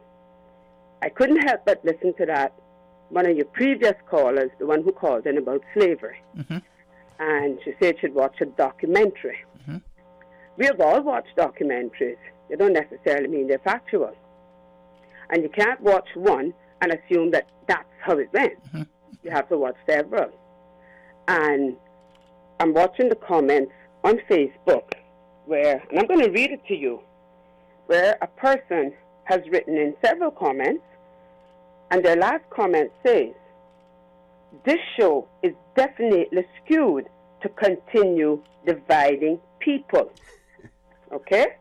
You can look at it yourself. Okay. And going back to the origin of slavery, it is no different than what is being done today. Mr. Conner, I think you said it. It's just modern times. And I think it was the English who said, the pen is mightier than the sword. So the only thing that has changed now is that they're not using a sword or a gun anymore. It's now the pen, and in some cases the tongue. And when you have the mentality that you did it to yourself without realizing how did this all come about, that is another victory to the oppressors. And I'm not afraid to use that word, oppressors. I have worked always in the private sector. Mr. Conner, I know your days in immigration, you've seen this quite a bit, where they select one Caymanian, and they get good bonuses, all kinds of favors. Not that they earned it, but they get it anyway. And you know why? Because they realize that's a person that we can convert. They can do us favors, and then we can have them on our side to oppress their own Caymanians. Without them realizing what they're doing to their own. That token individual, yes. Thank you. And then they go home and they don't even realize that they've done wrong. I'm being fair to say they don't realize. Okay? And the minute that you have to stand up as a Caymanian and say this is wrong, or no, I'm not going to sell out, you get blacklisted. And that is the sad thing that is continuing today, and it gets worse. I have a popular little saying: read your history. Know your history. If you don't know it, you are going to repeat it. Mm-hmm. Yeah, that's right. True. And that is what's happening continuously. That's right. Yep. Mm-hmm. Dr. Steve, today's Friday. Today's a sad day for me. It's the 11th anniversary of me losing my father. Okay. I didn't even plan to make a call today. But, I'm listening to the show, and I couldn't help but call to offer my, not 5 cents worth today, but 50 cents worth. Because these are the kinds of things that agitate me. And I'm so happy that we have you and we have Mr. Connor, because I think he sells himself short, too, with his wealth and knowledge. Mm-hmm. And with you there, this is so important to us and to our children and to our country as a whole, to learn, to understand. Because if you don't know where you're coming from, you have no idea where you're going. Well, you're going to go where you're told to go. Yep. Those Africans didn't line up and say, take me, take me, take me. And what I know about slavery is, I don't know as much as you, Dr. Steve, but I have read, I'm a reader. The people in Africa, especially West Africa, where they took the slaves from, the Africans who were selling the slaves to the white man, they were doing that as a means of survival also. Because if they didn't do it, they were killed, their families were killed, their houses were burnt down. So, as Mr. Connor said, it's just a modern technique that's being used right now. Oh yes, Caller? oh yes, and one of the things that the caller, the lady does not understand is that slavery was not, in the European mind, in the European context, slavery was not because you were inferior. Slavery because you lost something, you lost your land, you lost the battle. You lost your position. You could also get that back. Mm-hmm. And believe me, when Lord Sligo was a person who came to Jamaica. He was convicted for cahooting with the Irish, which was against the English, and so forth. Mm-hmm. And so forth, and he was able to come out of that, but to get by a commission and come to Jamaica as a governor. But when it came to the black people, all of the European people mostly thought black people were inferior. Mm-hmm. They were not a race; they were a sub-race of people, and they used the Bible to justify that. And that is why the black people could never redeem himself like the white people come as in slavery. Mm-hmm. And you read the Bible, read Joseph when he went to Egypt. How he became a pharaoh himself. Yeah. And for survival. Yeah, black people couldn't get that done. So what we're talking about, facts of history, and anybody who wants to say that we say is dividing people are very ignorant. Yes. And are very ignorant, and what is happening is they are provoked by what we say. Is because they have some sort of they don't want to face the truth, of what's happening. Facts, yeah. Caller, I want to thank you very much for that. Let me go. I just want to leave these parting words. If people listen to Bob Marley's music, they can learn a lot from that. Also, he spoke about this mental slavery. Yep. Oh yes, yes. Soldiers. He spoke about this. Well, Garvey was the one who spoke about that first. Bob Marley took Garvey's words and put them into song. Yes. And he prophesied it because his message was reaching the world, or to those who wanted to listen. Yep. Caller, thank you. Thank you very much for that, folks. We're going to take the commercial break. We do have other callers on hold. One of our listeners has said, good morning. What most people fail to realize, that the difference in slavery was the form practiced in the Americas, which was chattel slavery, which was a very inhumane form of slavery as well. Folks, please stay tuned for the record. We'll be back shortly. So much happening so fast, too much. It is hard for me to follow my health care instructions. The private counseling with West Bay Pharmacy literally saved my life. At West Bay Pharmacy, we know how complex medications can be.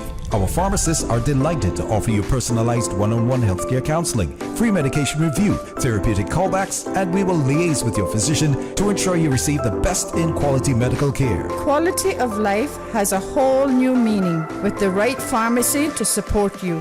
Thank you, West Bay Pharmacy. West Bay Pharmacy in Centennial Towers. Convenient quality care is just around the corner. Now you can WhatsApp your West Bay Pharmacy prescriptions to 516-0777. We think it's time you crossed over to a new vehicle. And with the Toyota Corolla Cross now at Vant Motors, you have plenty of reasons to make the switch. The crossover body and hybrid engine is a sleek design in a sturdy structure with a spacious interior that opens to extensive cargo space. Stuck in traffic? The high-performance self-charging hybrid system automatically switches between gas and electric vehicle mode, helping you lower both fuel costs and carbon emissions. The Corolla Cross has full LED lighting inside and out, an integrated display audio system with energy monitor, and a dual-zone climate control system to ensure comfort for all. Test drive the new Toyota Corolla Cross Hybrid today at Vant Motors, Walkers Road.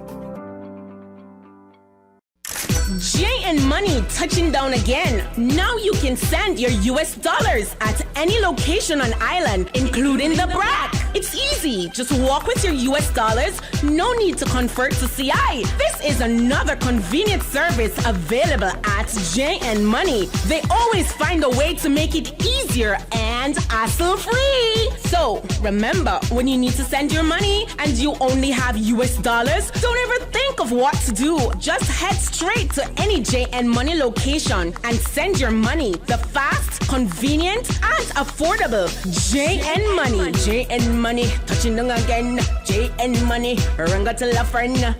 At Kirk's Home Center, we can make your life much better.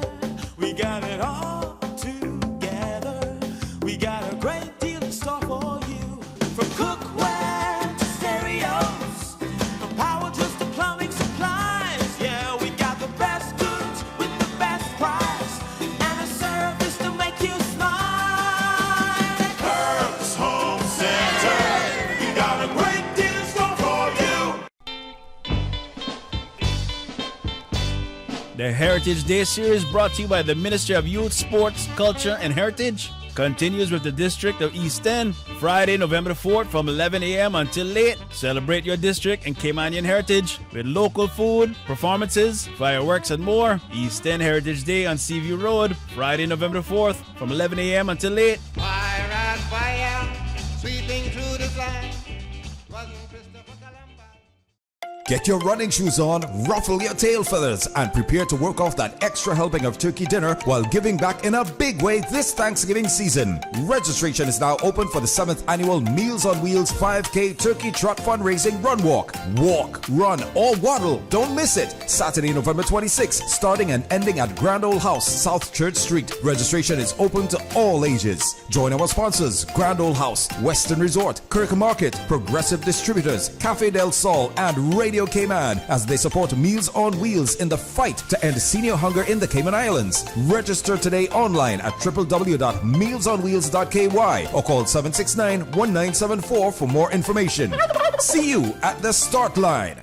For the record, with Ort Connor. Initiating system. For information that matters. For the record, with Ort Connor. Continues right now on Radio Cayman. Good morning. Welcome back to For the Record. We have 3 callers and queued up. We'll take those callers. I just want to respond to what the last caller spoke about and whatever remarks are being made on Facebook, about this discussion being intended or meant to be divisive or being divisive, whatever.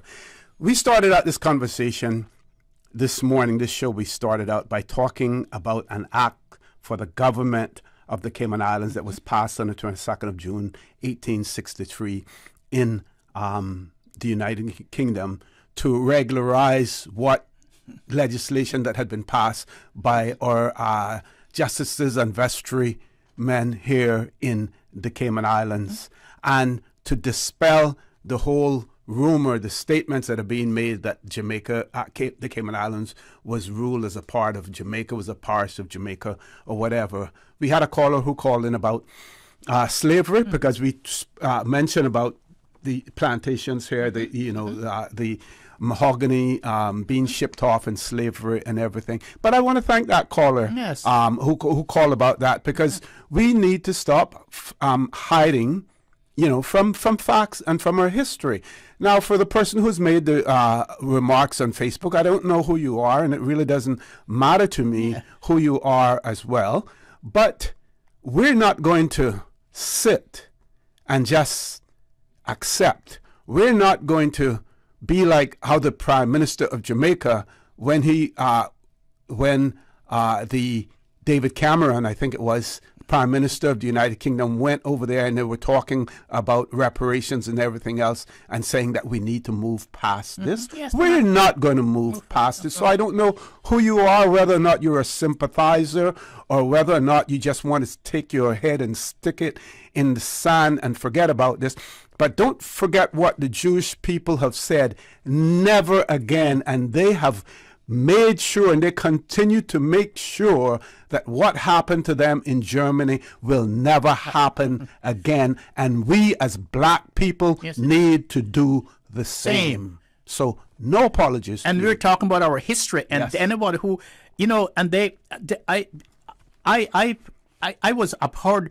I was abhorred when I read and when I was coming back to the Cayman Islands to take up my position as clerk of the courts and stuff, when I heard that, there was no slavery here. I could not believe that someone would write that and put that in an international magazine, that there was no slavery here. Where's slavery here? Sure. It was slavery here. It was slavery here. People were enslaved here. And anyone who does not want to understand that should not be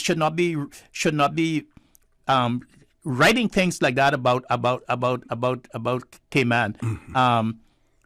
What we are doing, we are only saying what happened in history, and everybody should want to know what happened to them in their history. Yep. Let's grab the next caller. Caller, good morning. Welcome to For the Record. Good morning, gentlemen. Good morning. Good morning. Good morning. Steve, I like to call in on a Friday, because we have a good colloquy, even though I don't have a lot of time this morning. But I just wanted to say that we Caymanians have got to be the most passive people in the world. I mean, for example, I did not know that our government was wanting to cool the economy. I didn't know that we had an inflationary problem here, that the government has a policy that says we have got to cool this economy down. I said that on the back of the Federal Reserve on Tuesday. I think one day this week, I think it was Wednesday. Tuesday or Wednesday. They raised the Wednesday. They raised the Fed fund rate by 0.75 percentage points, and of course that made the high end of the Fed fund rates in the States 4%. Automatically, the banks here increased their prime rate. Well, they will do as of today, I'm sure, to 7%. That's a prime rate. Now, of course, when you go into the bank, very few people are going to get prime. They're going to get prime plus a variable. And that variable could be from between 1.5 to 3%. That means that your mortgage is, if you're going for a mortgage, you could be looking at a 10% or a 9.5% interest rate. That makes the average person unable to borrow.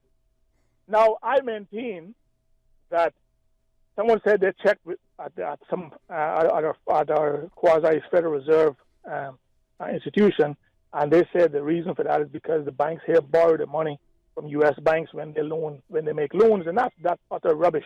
Yeah, the banks doesn't borrow money from anyone. No, they loan funds from shareholders' equity and reserves, and also a large part of depositors' funds, local funds. And I'm maintaining. Yesterday, I checked with somebody. They had $100,000 on a one-year fixed deposit. They were getting 1.5% on that. Now that same money is being loaned out at effectively 9%, and I'm saying that spread is too much.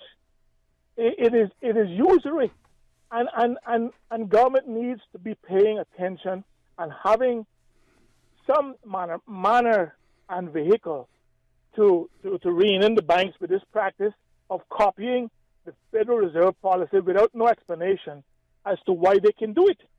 Because if they're loaning, and if you're going to buy a car, then consumer loans is also pegged on prime, but prime plus 5. So you're paying like 12% on to get a car loan. Wow. And I am saying that we are too passive. We take everything in stride. And in stride, nobody questions nothing, and it boils down to corporate greed, and it fuels inflation. It fuels the cost of living. The average man cannot survive, and nobody in government is saying we are very concerned about this practice that the banks cannot explain where they're getting their source. They cannot confirm if their source of lending funds is, as I assume, local funds, Dr. Steve. That spread is completely out of hand and nigh to usury, and should not be allowed. It's unjustified, and it is making the average person, school leaver and otherwise, unable to get a mortgage because the interest rate based. I mean, the interest, the actual repayment, which is based on the interest rate as well, is outside of their ballpark income level, and the ratio makes them be placed in a category of not being able to qualify for a simple mortgage, and it's because of the interest rates going up, and has no basis of justification to be implemented here in the Cayman Islands, and yet we are willy-nilly accepting whatever comes down the pipe. And we have got to stop it. We have got to stop this nonsense of going on a conveyor belt just to get from one day to the next, and whatever comes down the pipe, we just accept as a people. Okay, caller, thank you. Thank you. Thank you very much for that. Let's grab another caller before we go to the next commercial break. Caller, good morning. Welcome to For the Record. Yes, sir, I'm calling back. Sure. To thank two people, that person that just hung up and the lady that called before. And anybody who doesn't know her, she's not as big as a butterfly, but she's powerful. She's passionate. She adds clarity and content to my day every time. Sometimes she's away from the phone too long. But it seems to me, Mr. E, that for as long as forever, every government we elect in this country in these modern times has treated the financial sector as a holy grail, and they are blind, they cannot see, they are deaf, they cannot hear, they are dumb, they cannot talk. And I think that the financial sector just does what they want to do, and the government follows suit. Maybe that's why sometimes there seems to be confusion down at the watchdog based on, I don't remember what it is right off. SEMA? Yeah, because from one day to the next, these people are on the back foot sometime, I know, because what they did yesterday no longer applies today. So what they were looking at, whatever circumstance and business they were looking at yesterday, when they come this morning to pick it up to sign off on it, they've got to go over the whole thing and probably say to the people, well, you haven't dotted all the I's across all the T's and nothing like that. But just because, as the last caller just said, this really, he said a mouthful, and I thank you for that. Okay. And the government, you need to look about this too. Really, really. Thank you. Bye. Thank you. Thank you very much, caller. We still have a caller on hold, Paul. We're going to take that caller as soon as we return from a commercial break. Please stay tuned for the record. We'll be back shortly.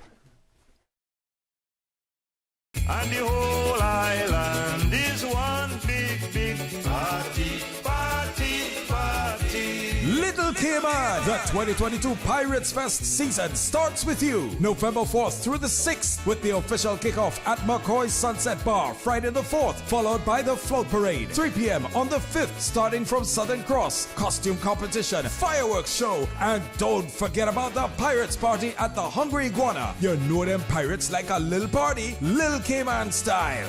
Little Cayman Pirates Fest, November 4th through the 6th.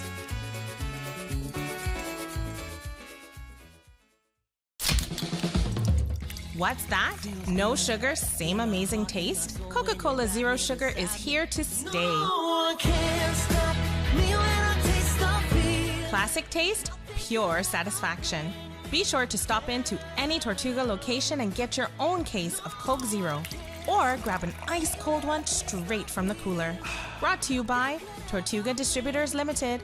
Coca-Cola, taste the feeling, Cayman. West Bay, home to Barkas National Park, the touristy flair, a family community, a political powerhouse. From sports enthusiasts to car aficionados, affection for silver thatch rope. No matter how far you may venture, West Bay will always be where the heart is. Home will always be in West Bay. West Bay Pharmacy, caring for your home and your family. West Bay Pharmacy in Centennial Towers. Convenient, quality care is just around the corner. Tune in every Monday through Friday at 12 p.m. for Radio Cayman's Midday Newscast. Radio Cayman, the People's Station, your trusted official source for the latest news. The 12 p.m. news is proudly brought to you by Health City Cayman Islands. World-class healthcare within your reach. For the record with Ort Connor. Initiating system. For information that matters. For the record with Ort Connor. Continues right now on Radio Cayman.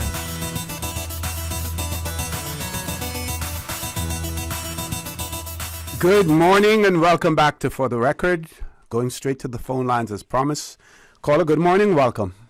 Yes, good morning. Good morning, Mr. O.C. Good morning, how are you? And I'm very good. And good morning to your astute guest that you have there, the great doctor. Good morning, sir. Yes, sir. I just want to beg a favor from you, Mr. Maxfield, because you're a wealth of knowledge for the Cayman Islands that I went to school here, I was born here and everything, right? But I never had no civics from here. And it took me just about, I think it was about 3 weeks ago, you were in the air talking about this slave wall, right? Yeah. Okay, it took me, I grew up in Windsor Park, and it took me 45 years or 40 years to realize that there was a slave wall so close to me. And this was never taught to me. And I believe to hide the history or our past is to damn our future, because it shall be repeated. Mm-hmm. Yeah, so I applaud you, and I applaud this radio station, because it's a government radio station, so I applaud the government in that view, because they don't cancel you guys yet. I really applaud it. So the ones who are writing in and talking about this as separation, no. These must be people who don't want to know where they're coming from to know where they're going. But I really applaud what you guys are doing, and I really love the information that you're giving out. So I am begging you, Mr. Maxfield, could you please put this in a book? Just call it the Cayman Islands. All that you know as knowledge, even if you record it and have somebody write it out, so that we, the future, I want my kids and my grandkids and my great-grandkids to know where they came from or where our struggle came from that made the Cayman Islands that 150-odd different nations clamoring to come here in 46 square miles. Mm-hmm. I want them to understand what it is. And it's not about the money or what people would say, oh, Cayman is a good place to live because of money. No. Mm-hmm. The quality of life. Mm-hmm. It's the family orientation, that we have the village mentality. Mm-hmm. Like the caller before said that we must be the most passive people in the world. That's right. But there, I have always researched, and I know the exact reason for that. We're the only place that had slavery, that never had a rebellion. That's right. Never. I have checked it out, Mr. Maxfield. I do my research on most like you, but you're more astute than me. And I've done my research and I've checked everywhere that had slavery. And Cayman Islands is the only place that hid it. And that was only for financial gain. Because when everybody else was rebelling, none of the wealthy, let's put in a good word, the wealthy farmers, I won't say slave handlers, they didn't want to go where all the rebellions were. So Cayman Islands, as you enlighten me, because it came from your mouth that I got the knowledge from. So I have to take off my hat to you. That they told us that, oh, there's no slavery here, so there was no rebellion. So they could come. And it's just like in America when they were freeing the slaves and stuff, and they gave most of the slave masters, not the slaves, the 40 acres and a mule. A lot of them here got their 40 acres and a mule too. And it's prominent families from then till now. And they wonder how they just, like I tell them, if you check a land registry about certain people's land, how this one have 100 and some acres, you will see no bill of sale. It was a land grab. But they didn't give it to the slaves who were here. So when they talk about, because like, as I said, the most oxymoronic thing I heard this morning, the lady talking about slavery, is like we volunteered to be slaves. There is no such thing. She need to watch more and read more to understand more. Because that really, this is why I call it, because that really hurt me when I heard that, because slavery wasn't as nice as most people put it. The most we know about slavery is what really happened in America. Because they don't tell you about the English slaves and all that stuff in our part of the world. But we hear about America's slaves and how they treat us like less than the animals that they had. And we had no rights to anything. And yes, I agree, you had other nations that were slaves. Chinese, the Indians, and all of them. But they were treated much better than the blacks. They never had no Chinese. This is Chinese water fountain only, or Chinese that sit in the back of the bus. All these kind of stuff. Blacks, whites only, and everything. No, they were not treated like us. And up to this day, we're still at a disadvantage, but we're coming back. Because every avenue that they let us in, we have conquered and went to the highest echelon. And I'm glad to be alive that I saw a black president, even though they want to say it never happened, a black president of the United States of America. I have lived to see that, which they said that would never happen. Although he was kind of a puppet, but he was there. He was selected and it happened. So we are changing every demographic that they left us out of. We are conquering all of them. Like the other day, I watched this, but you guys are aware of this Kanye West facade that's going on, right? Yep. Where they say he was anti-Semitic speeches.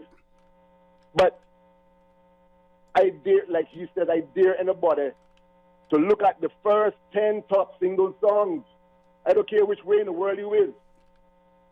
They're promoting hate.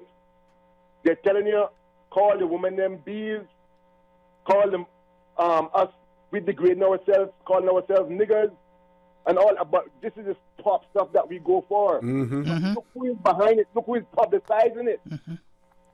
The same people he talks about. I won't say, because they might say I anti-Semite too. Because I don't want to bother try blacklist me in any way, because I done broke. But as I'm saying, a lot of the stuff, we need to be awoke and see what's going on. We can't just brush it under the table or under the carpet and forget about it, because it can always arise again. Well, caller, for your information, the nearest we came to any trouble here during the slavery time was the aftermath of slavery, when all of the slaves were set free, but the slave owners got money for losing their free labor. 20 million pounds. 20 million pounds, but the slaves didn't get any money, and they were very upset that they didn't get anything. And then the governor of Jamaica sent the West Indian Regiment down here, and they were all black people. They were all Africans, and the lieutenant and all of those people in the the regiment were black, and that caused a resentment in the island among some people, and they had to send a man called Dr. Thompson down here, to a magistrate from Jamaica, to try to calm that situation. And Kearns, there's a Kearns writes about that, and it's called, and try to get a copy of it. I don't know if it's in print now. It's called The Lawless Caymanians. Mm-hmm. Okay. It's called The Lawless Caymanians. It tells about what happened in 1835 after the Lord Sligo set all of the apprenticeship free. We were the first people that were also free from slavery in the world, in the Caribbean area. All the people had to spend 5 years after emancipation. 6 years. 6 years apprenticeship. Yep. We will only spend 9 months of it. Yep. And we were set free by Lord Sligo, and that was the reason why, because the slaves and their masters couldn't get along after they lost the free labor, and that's why. And then 5 years or 6 years after that, you had the Great Exodus, they call it. Yep. When a lot of the people left, a lot of the slaves, and some of their slave masters left and went to the Bay Islands. Okay. Went to the British Honduras. Caller, I want to thank you very much for that. We're going to try to grab another caller before we go to our next commercial break. Caller, good morning. Welcome to For the Record. Good morning. I'm calling with regard to the banks and their stealing and robbing people with interest rates. I put the blame on the government and monetary authority. What is monetary authority doing? They're not governing the banks. There are directives in the monetary authority, and they're not putting in the right ones.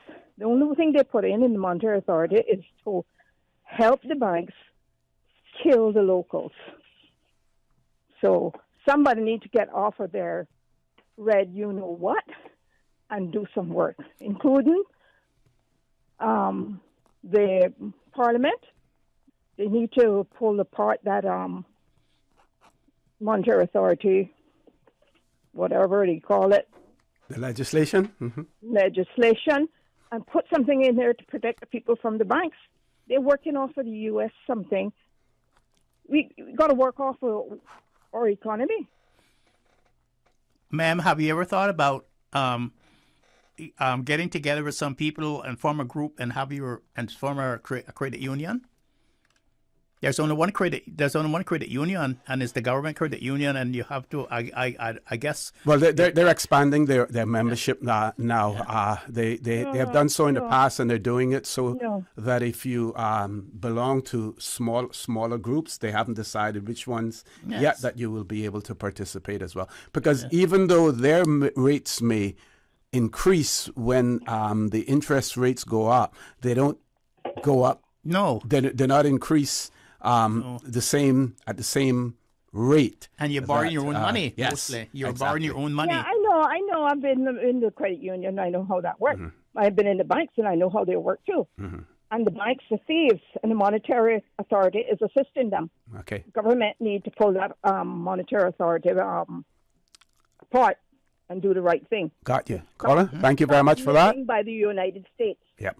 Thank you very much for that, caller. We're going to take our last commercial break. Folks, please stay tuned for the record. We'll be back shortly. At Doctors Hospital, we know life happens, and usually when you least expect it. So when unexpected medical issues arise, you need quality care close to home. Located in the heart of Georgetown, our accomplished team of physicians and medical staff treat minor urgent conditions such as migraines, chest and abdominal pain, shortness of breath, burns, broken bones, open wounds, and more. 24 hours, 7 days a week with no appointment necessary. Peace of mind is important when life happens. At Doctors Hospital, we're always here just for you. Need to speak to someone? Call 949-6066. What's that? No sugar, same amazing taste? Coca-Cola Zero Sugar is here to stay. Classic taste, pure satisfaction. Be sure to stop into any Tortuga location and get your own case of Coke Zero. Or grab an ice-cold one straight from the cooler. Brought to you by Tortuga Distributors Limited, Coca-Cola, taste the feeling, Cayman. Your dream home starts with a vision, and often inspiration is at the heart of that vision. Brand Source Home Gallery's in-house designers are here to help bring your vision to life. Whether you're remodeling or building a new home, Brand Source Home Gallery is your one-stop solution. Explore their kitchen cabinets, sinks, faucets, bath fixtures, tubs, vanities, and more. Let Brand Source's designers help and inspire you with your next project. Call 623-5000 and schedule an appointment with a design expert at Brand Source Home Gallery, Dorsey Drive, Industrial Park, serving Cayman for 50 years. Come on out to the Cayman Seafood Fest and Health Fair. Come enjoy your favorites like crab, turtle, conch, and shrimp with tasty side dishes.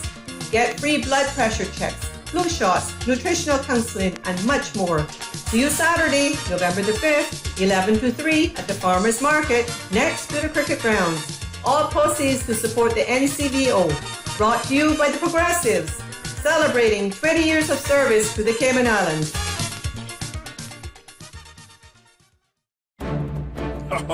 Yay, mateys! Pirates Fest is here. Stay in the know. Get the full event lineup at piratesfestcayman.com. For the record, with Ort Connor. Initiating system. For information that matter. For the record, with Orit Connor.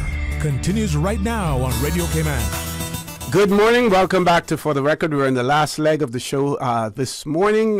Paul, just one caller left. Okay, we're going to make that the last caller because I want to give Dr. McPhail an opportunity to elaborate some more, if he so wishes, on this act for the government of the Cayman Islands. Caller, good morning. Welcome to For the Record. Good morning again, and I apologize for calling back. Good morning again. Continuing with this whole history of slavery, perhaps for those who don't understand or don't want to understand or choose to live in denial, they might want to research Lincoln, President Lincoln. He's praised and looked at as this person who loved the black people. That's why he freed the slaves. Another misconception and history being denied. He didn't love the black people. He hated slavery because it reminded him of his life with his father, what his father did to him and his sister. And that's the only reason that he resented it so much. That's why he wanted to free the slaves. However, because they were black, he did not want them to stay in the U.S. He wanted to send them to the Caribbean and to South America. But today he's looked upon as this great man who loved the black people and gave them their freedom. He wouldn't give them U.S. citizenship. He didn't give them $1 in their pockets when they hauled up from the South and went to the North. They had nothing to go with. And therefore, their chances of survival were already doomed. And that continues until today. They had nothing to start out with. Unlike other people who are born with silver spoons, they didn't have to work for it. It was already given to them and provided for them. I say again, know your history. Thank you for allowing me to call back and to express that. But Dr. McPhail, you know there's a little saying, and I'm sure you know it. When you throw a stone in a pig pen, the one that's real is the one that got hit. Keep throwing your stones, okay? Yes. Okay. We have a young generation coming up here, and they have a different attitude. The rebellion didn't come back in the time of the slavery, but it's coming now. I'm not wishing it. I'm saying it's coming now. And I hope that Cayman is prepared for that. People are sick and tired of being oppressed and being a minority in their own country, being denied their own identity, being refused their own identification cards. What do you call that? That's oppression. Okay. You can polish it up to be anything else. It's the beginning of what's to come. Thank you. Thank you very much. Gentlemen, and be safe. Thank you very much. You do the same as well.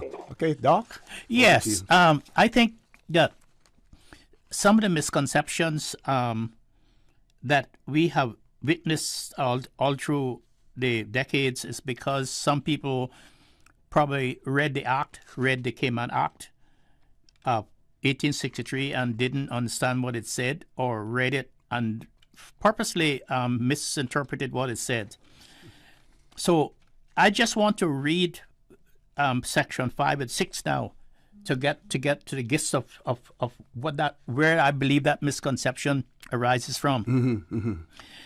And it says, except as they may be inconsistent with the aforesaid acts or resolutions, and subject to any alterations as may be made by authority of the aforesaid legislature of Jamaica, and to such regulations as may from time to time be made under authority of the acts. The laws now in force in Jamaica shall from the date of this act be deemed to be in force in the said islands, so far as the same shall be applicable to the circumstances thereof. And it goes on to say, Section 6 says, the officer administering the government of Jamaica.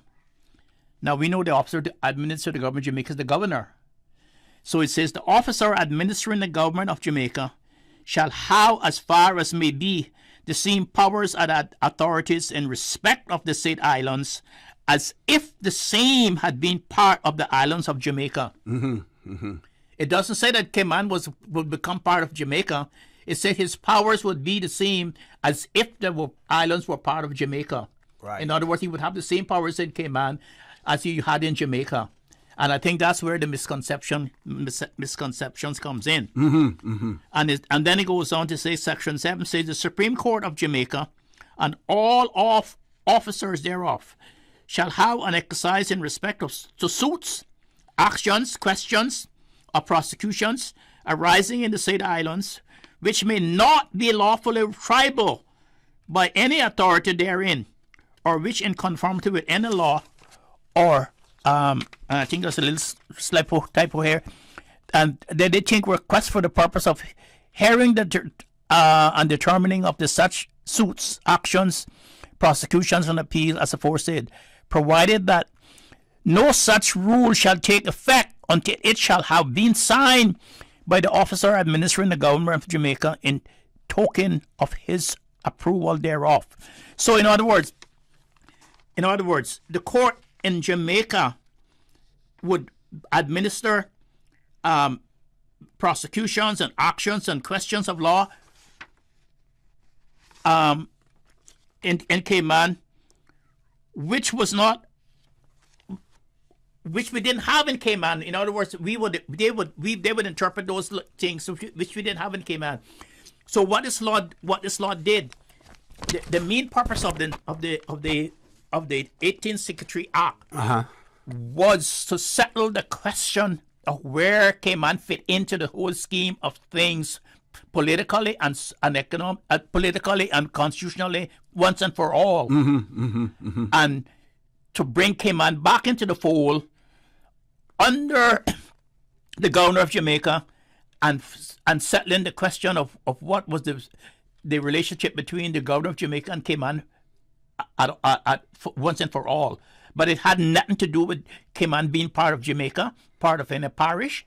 It had nothing to do with the legislature of Jamaica being legislating for Cayman Islands. They could pass laws, and if the laws were compatible to us, then we will use them. If not, we had the power to make our own laws.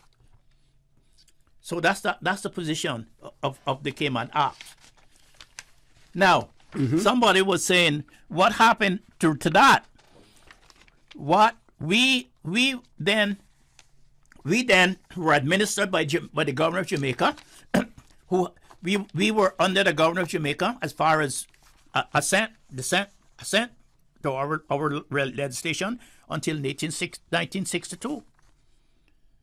When we became a crown colony, we became a crown colony, and as one of the caller rightly said, if we were part of Jamaica, we would have no say of where we would be when Jamaica left the Federation and became an independent country. We would have gone into independent with them, but Jamaica rightly came out and told us, this is the position that you're in. The governor, and it wasn't Jamaica, it was the governor came and told us that. Yes. This is the position now you're now in. You can either get full internal self-government on your own, a bit of lieutenant governor, or you can become a crown colony, directly ruled from the UK instead of ruled by him. And then we chose to become a crown colony directly ruled from by the UK. So that's the position that we're now in. Okay, we have about 4 minutes left. I'm trying to find this quote, and I was hoping to find it before we left, but it from the book written by it's called A Brief History of the Cayman Islands by David Wells of the West India Committee, and he wrote this for the government of the Cayman Islands, and it goes on to describe Caymanians at that time and about their stature and stuff like that, and how we were, and because I wanted to say, that's how we were described and that's how we were then, but unfortunately that's not the way we are. No. We are today. So Doc, you go ahead with your comments. Anything else that you want to comment on in terms of closing? And if I find it, then I'll share it. If not, I'll find it for the next time that we're going to be discussing here. So in closing, I just want to say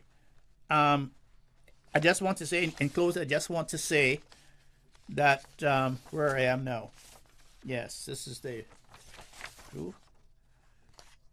I just want to say in closing that, yes, it's 7. Mm-hmm. In closing, I just want to say, the Supreme Court then had the power to exercise, to have the exercise our suits and actions and questions, or on our prosecution arising in Cayman, in conformity with any law,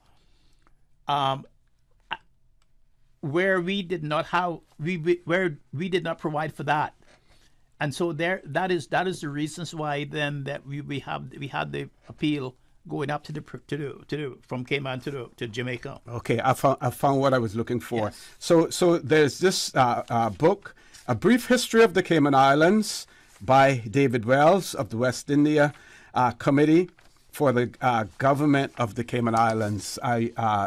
You may want to read that, and there's a section in there talking about the early 20th century, and speaking about Commissioner Sanguinetti and everything. Talk about Hearst as well. And here's a paragraph. It says, "It is clear that the poor reputation that dogged the Cayman Islands for most of their existence had faded by the early 20th century and been replaced by a positive one." Goes on to say that T.H. Dermont, writing in the Journal of the Royal Colonial Institute, United Empire in 1927, is quoted as saying, "The Caymanian is of sterling stuff, self-reliant, yes, not easily given himself away, sober, dependable in any work he undertakes, and industrious. He is a home lover and an excellent family man. As a sailor, he ranks with the men of Newfoundland and Bermuda, and that it can safely be said that wherever he has gone, the Caymanian has made a good citizen. By the standards of the day, they were viewed as being very moral people, with people commenting on the very little amount of alcohol that was drunk on the islands and the religiousness of the inhabitants. A report given to the British Parliament in 1907 noted that, and I quote, "The low percentage of illegitimacy in the Cayman Islands when compared with the rates obtaining in Jamaica and other West Indian colonies is indicative of the character of the people, and their enterprise is displayed by the increase in the number of turtles which they have exported in spite of the difficulties which have beset the fishers in recent years. Crime in the islands was very low, with any prisoner who was normally a visitor to the islands held in the small jail in Georgetown. Even then, they were only in prison for a couple of days at the most. Any criminal sentenced to more than 6 months imprisonment were transferred to Jamaica to serve their term. So all of these positive things talking about Caymanians, and I'm going to repeat, some of them. Home lover, excellent family man, as a sailor, ranking amongst the top, being very moral people. Very little amount of alcohol. I'm not sure that we can say that today.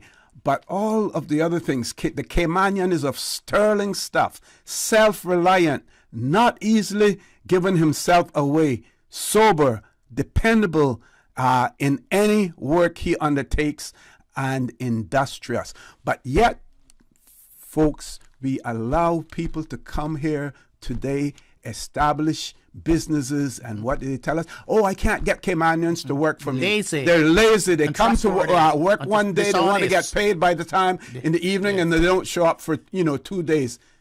Folks, what happened to us? Is that really us? Just a rhetorical question. Folks, I want to thank you for allowing Radio Cayman, and by extension For the Record, into your homes, into your vehicles as you traverse the busy roads of the Cayman Islands, into your places of work, wherever that may be. I also want to thank again Dr. Steve Macfield for being here in the studio with me, because when he's here, the studio comes alive. I also want to remind you that we are our brothers and our sisters keepers. There is always someone out there who's less fortunate than we are, and I ask you to extend a helping hand to them. If you can't do that, then I suggest you donate to Worthy Charity, because we always want to consider those who need, not necessarily those who want or even those who crave. So I say to you, have a great day. Continue to support your radio station, Radio Cayman. John Sterling, Dewey Banks at 12:15 for Talk Today. And as usual, we ask the good Lord to bless these three beautiful, wonderful Cayman Islands, and all friends of Craig Merrin. He's celebrating a birthday this weekend as well. I think it's the 6th of November. Craig Merrin is celebrating his birthday. So Craig Merrin. Yep. Please stay safe and have a great weekend. For the Record, proudly brought to you by Pirates Fest 2022. Stay in the know. Get the full event lineup at piratesfestcayman.com. Vamped Motors, the only authorized Ford and Toyota dealership serving the Cayman Islands. Coca-Cola, available across the Cayman Islands from Tortuga distributors. Accept no substitutes. Taste the feeling with Coca-Cola. Brand Source Home Gallery, inspiring luxury. West Bay Pharmacy, taking care of your health. And JN Money. From abroad to yard. Fast, affordable, convenient. Doctor's Hospital. Peace of mind is important when life happens. Doctor's Hospital, always there for you. Call 949-6066. You are listening to Radio Cayman, the voice of the Cayman Islands. Today's biggest news. Radio Cayman, your voice, your choice. Local, regional, international. This is headlines from Radio Cayman's newsroom. Today's biggest news. Moderate easterly winds and seas will continue across the Cayman area for the next 24 hours as a ridge of high pressure builds north of Cuba. Our forecast calls for mainly fair skies today with a 20% chance of rain, temperatures rising to the upper 80s. At a rally in Iowa, Donald Trump has dropped one of his strongest hints yet that he may make a run for the White House again. The former U.S. president told a crowd that he would, quote, very, very, very probably do it again in 2024. But potential Republican rivals to Trump in 2024 include former Vice President Mike Pence and Florida Governor Ron DeSantis. With 4 days to go until the midterms, President Biden is focusing on his party's push to boost domestic industry. He's due at a technology company in San Diego to talk about the manufacturing of components in the U.S. In Georgia, a surge of early voters has seen more than 2 million in person. Neither Biden nor Trump are on the ballot next Tuesday, but the midterms will set the political landscape ahead of the presidential election in 2 years' time. All 435 seats in the House of Representatives and 35 seats in the Senate are up for grabs on November 8th, and losing both chambers will have a major impact on Biden's presidency. Those are your headlines. I'm Karsley Fuller. For the latest in news and information, Follow Radio Cayman on social media, Facebook, Instagram, Twitter. Download the Radio Cayman app or log on to our website, radiocayman.gov.ky. RC Fusion. Brought to you by TCE Paint Shop. Has 3 locations to better serve your home decor needs. Cox Lumber Sparky Drive, Cox Lumber Boddingtown, and the original store at 27 Godfrey Nixon Way. RC Fusion. RC Fusion. The Georgetown Farmers Market. It's time you start eating local. The market at the Cricket Grounds. Proudly Caymanian and 100% fresh. RC Fusion. RC Fusion. Royal Medical and Wellness Center. Your health deserves nothing less than the royal treatment. Baytown Plaza. And Lucozade. Win with Lucozade. Check out Lucozade Caribbean on Facebook or Instagram for details. Also brought to you by Island Style. 2 locations for your Island Style clothing at the Harbor Center on the waterfront and the Duty Free Center on Edward Street.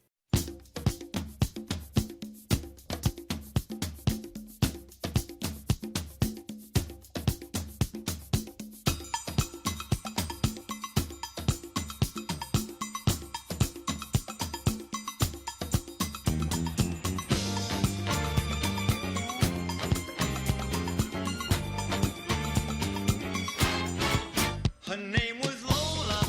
She was a showgirl with yellow feathers in her hair and a dress cut down her there. She would merengue and do the cha-cha. And while she tried to be a star, Tony always tended bar across the crowded floor. They worked from 8 till 4. They were young and they had each other. Who could ask for more at the Copacabana?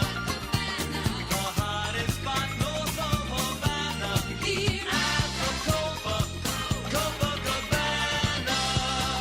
Music and passion were always the fashion at the Copa. They fell in love.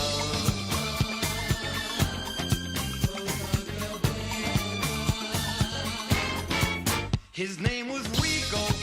He wore a diamond. He was escorted to his chair. He saw Lola dancing there, and when she finished, he called her over. But Rico went a bit too far. Tony sailed across the bar, and then the punches flew, and chairs were smashed in two. There was blood and a single gunshot, but just who shot who at the Copacabana? The hottest spot north of Havana. At the Copacabana. Music and passion were always the fashion at the Copa. She lost her love.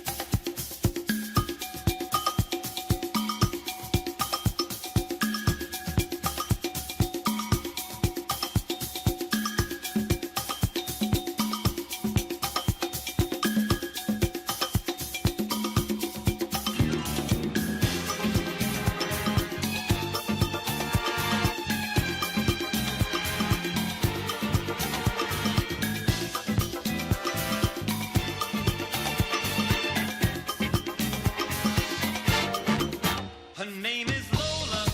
She was a showgirl, but that was 30 years ago.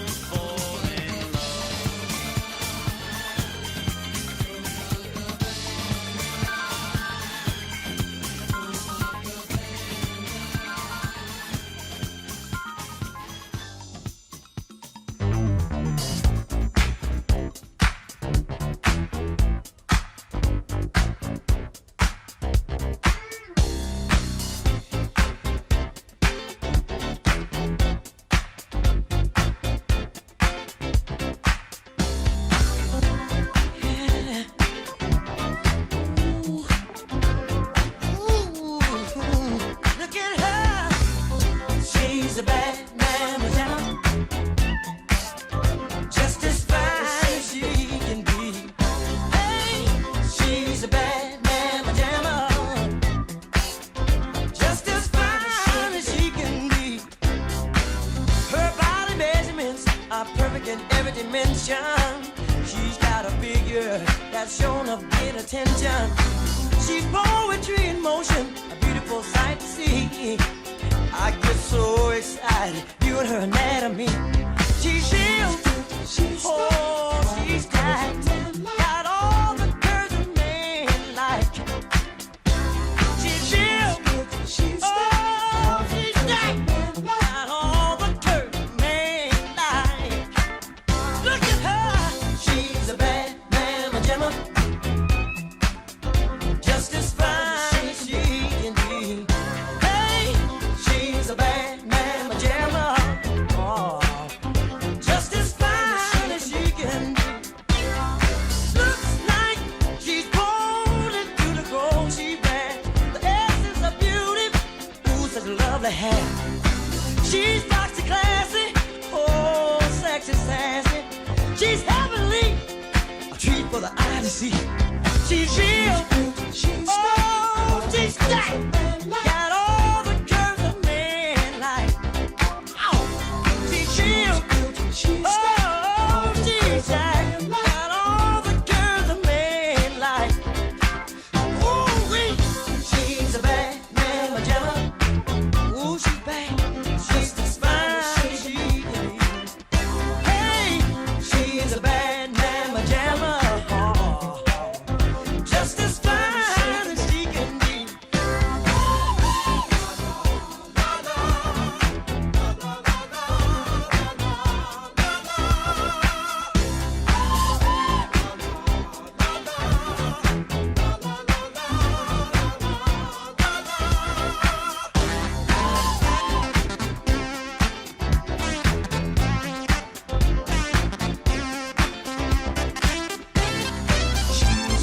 She's got all the curves a man like. Her body measurements are perfect in every dimension. She's got a figure that's shown a bit of attention. She's poetry in motion, beautiful sight to see. I get so excited viewing her anatomy. She's still, oh, she's still got all the curves a man like. She's still, oh, she's got all the curves a man like. Look at her, she's a bad mama, just as fine as she can. Oh, she's a bad mama, just as fine as she can. She's a bad mama.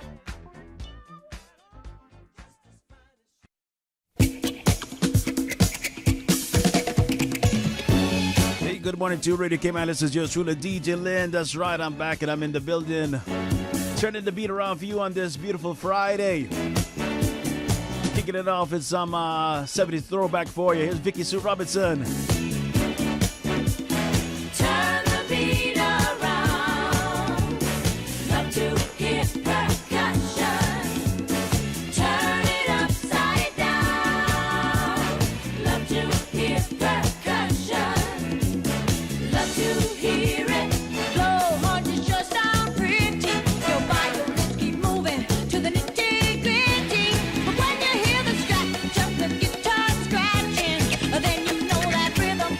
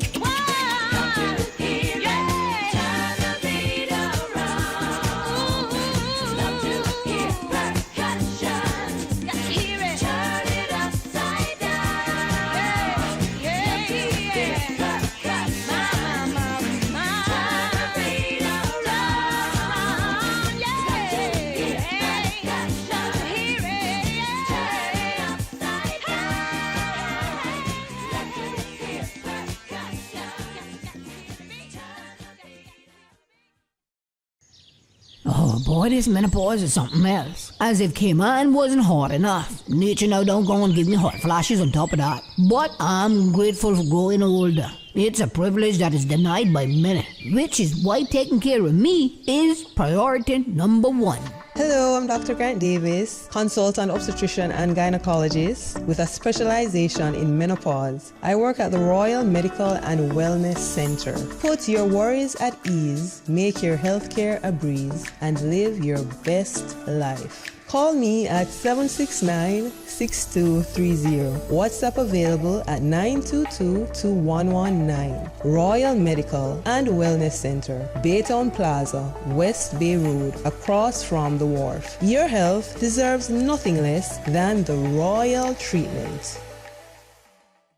On the island, we do it island style. From back to school to brunch, weekend wear, Island Style. School shoes for kids starting from CI $28. Alluring and seductive ladies' beach fashion, attractive magnetic men's apparel. From beach to sportswear and all in between. Find your unique blend at Island Style. All apparel in U.S. pricing. Priced for the U.S. but made for the Cayman Islands. 2 locations in Harbor Center across from Cayman Cabana and on Edward Street in the Duty Free Center. Parking available at the Thompson Building. For more information, call 324-4230. Island Style. We do it Island Style. On the island, we do it island style. Get the drive with Lucozade Energy. Buy Lucozade and enter for a chance to win the grand prize of a Toyota Hilux. Plus, win up to 500,000 instant prizes, including Fitbit watches, GoPros, earbuds, Amazon gift cards, and free Lucozade. To enter, buy one of the Lucozade Energy promo bottles and look under the cap for your code. Enter it online or send it via WhatsApp, see press, and social media for details. Buy, win, and get the drive with Lucozade Energy today. Lucozade, taste the energy. Water Authority Cayman wishes to advise its valued customers and the motoring public of planned works to upgrade the water supply infrastructure along Marina Drive between Almond Avenue and the Harbour House Marina. Preliminary work began the week of 12th September. Work will take place weekdays between 8 a.m. to 3 p.m. The project will last for approximately 12 weeks. During the course of the works, traffic management measures will be in place with signs directing the traffic flow. Motorists are encouraged to drive with caution when they are in the area to protect their safety and the safety of the Water Authority's staff. Customers in the area may experience service outages throughout the work. The authority will make every effort to give advance notice related to outages. Customers can visit our website www.waterauthority.ky for outage notices. The Water Authority appreciates the patience and understanding of its customers and the public as it undertakes these works and apologizes for any inconvenience this may cause.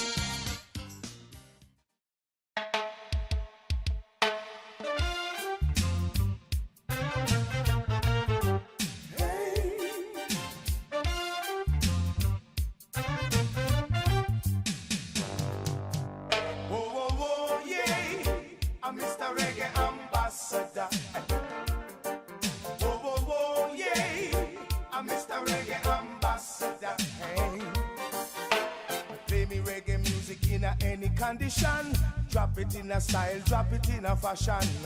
Everywhere I go, I'm rocks the reggae man. Play me reggae music and chant down Babylon. Whoa, whoa, whoa, yeah. I'm Mr. Reggae Ambassador. Hey. Whoa, whoa, whoa, yeah. I'm Mr. Reggae Ambassador. Me come from Mandeville, I'm a true Jamaican. Me come a Kingston and me join a reggae band. Travel Africa and me travel Japan. My mother proud of me, so she just love I man. Whoa, whoa, whoa, yeah. I'm Mr. Reggae Ambassador. Hey. Whoa, whoa, whoa, yeah.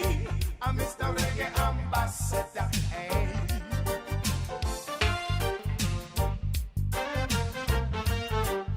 Respect.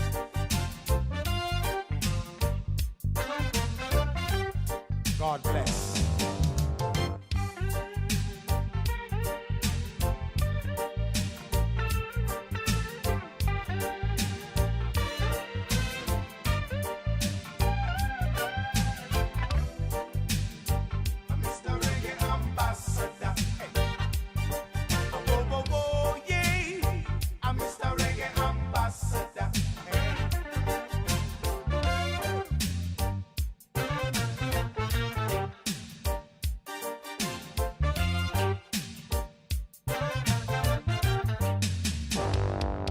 So everywhere I jam, it's the same question. How can a big music come from a little island? When the music play, it leave them in a state of shock. The big music from the little rock. Whoa, whoa, whoa, yeah. I'm Mr. Reggae Ambassador, hey. Whoa, whoa, whoa, yeah. I'm Mr. Reggae Ambassador, hey. It take them higher, it take them low, it take them any place they wanna go. A reggae music, hey, them love it so. Sweet them from them head right down to them toe. Whoa, whoa, whoa, yeah. I'm Mr. Reggae Ambassador, hey, hey, hey. Whoa, whoa, whoa, yeah. I'm Mr. Reggae Ambassador, hey. Whoa, whoa, whoa, yeah. I'm Mr. Reggae Ambassador, hey. Mr. Reggae Ambassador. Yeah, that's right. The sounds of Bunny Ruggs from Third World. May he rest in peace. Yeah, man, a phenomenal group indeed. Happy Friday to you. Yours truly, DJ Lynn inside the studio. Are you guys excited about Pirates Fest? Yeah, man, hopefully you guys are getting ready to head on up towards East End today. Yeah, I got some more information about that. So make sure you guys keep it locked right here to Radio Cayman 89.9 FM. Shout out to my people in Cayman Brac as well and Little Cayman. Yeah, we see you. Here's a little Max Surprise keeping it going on this Friday.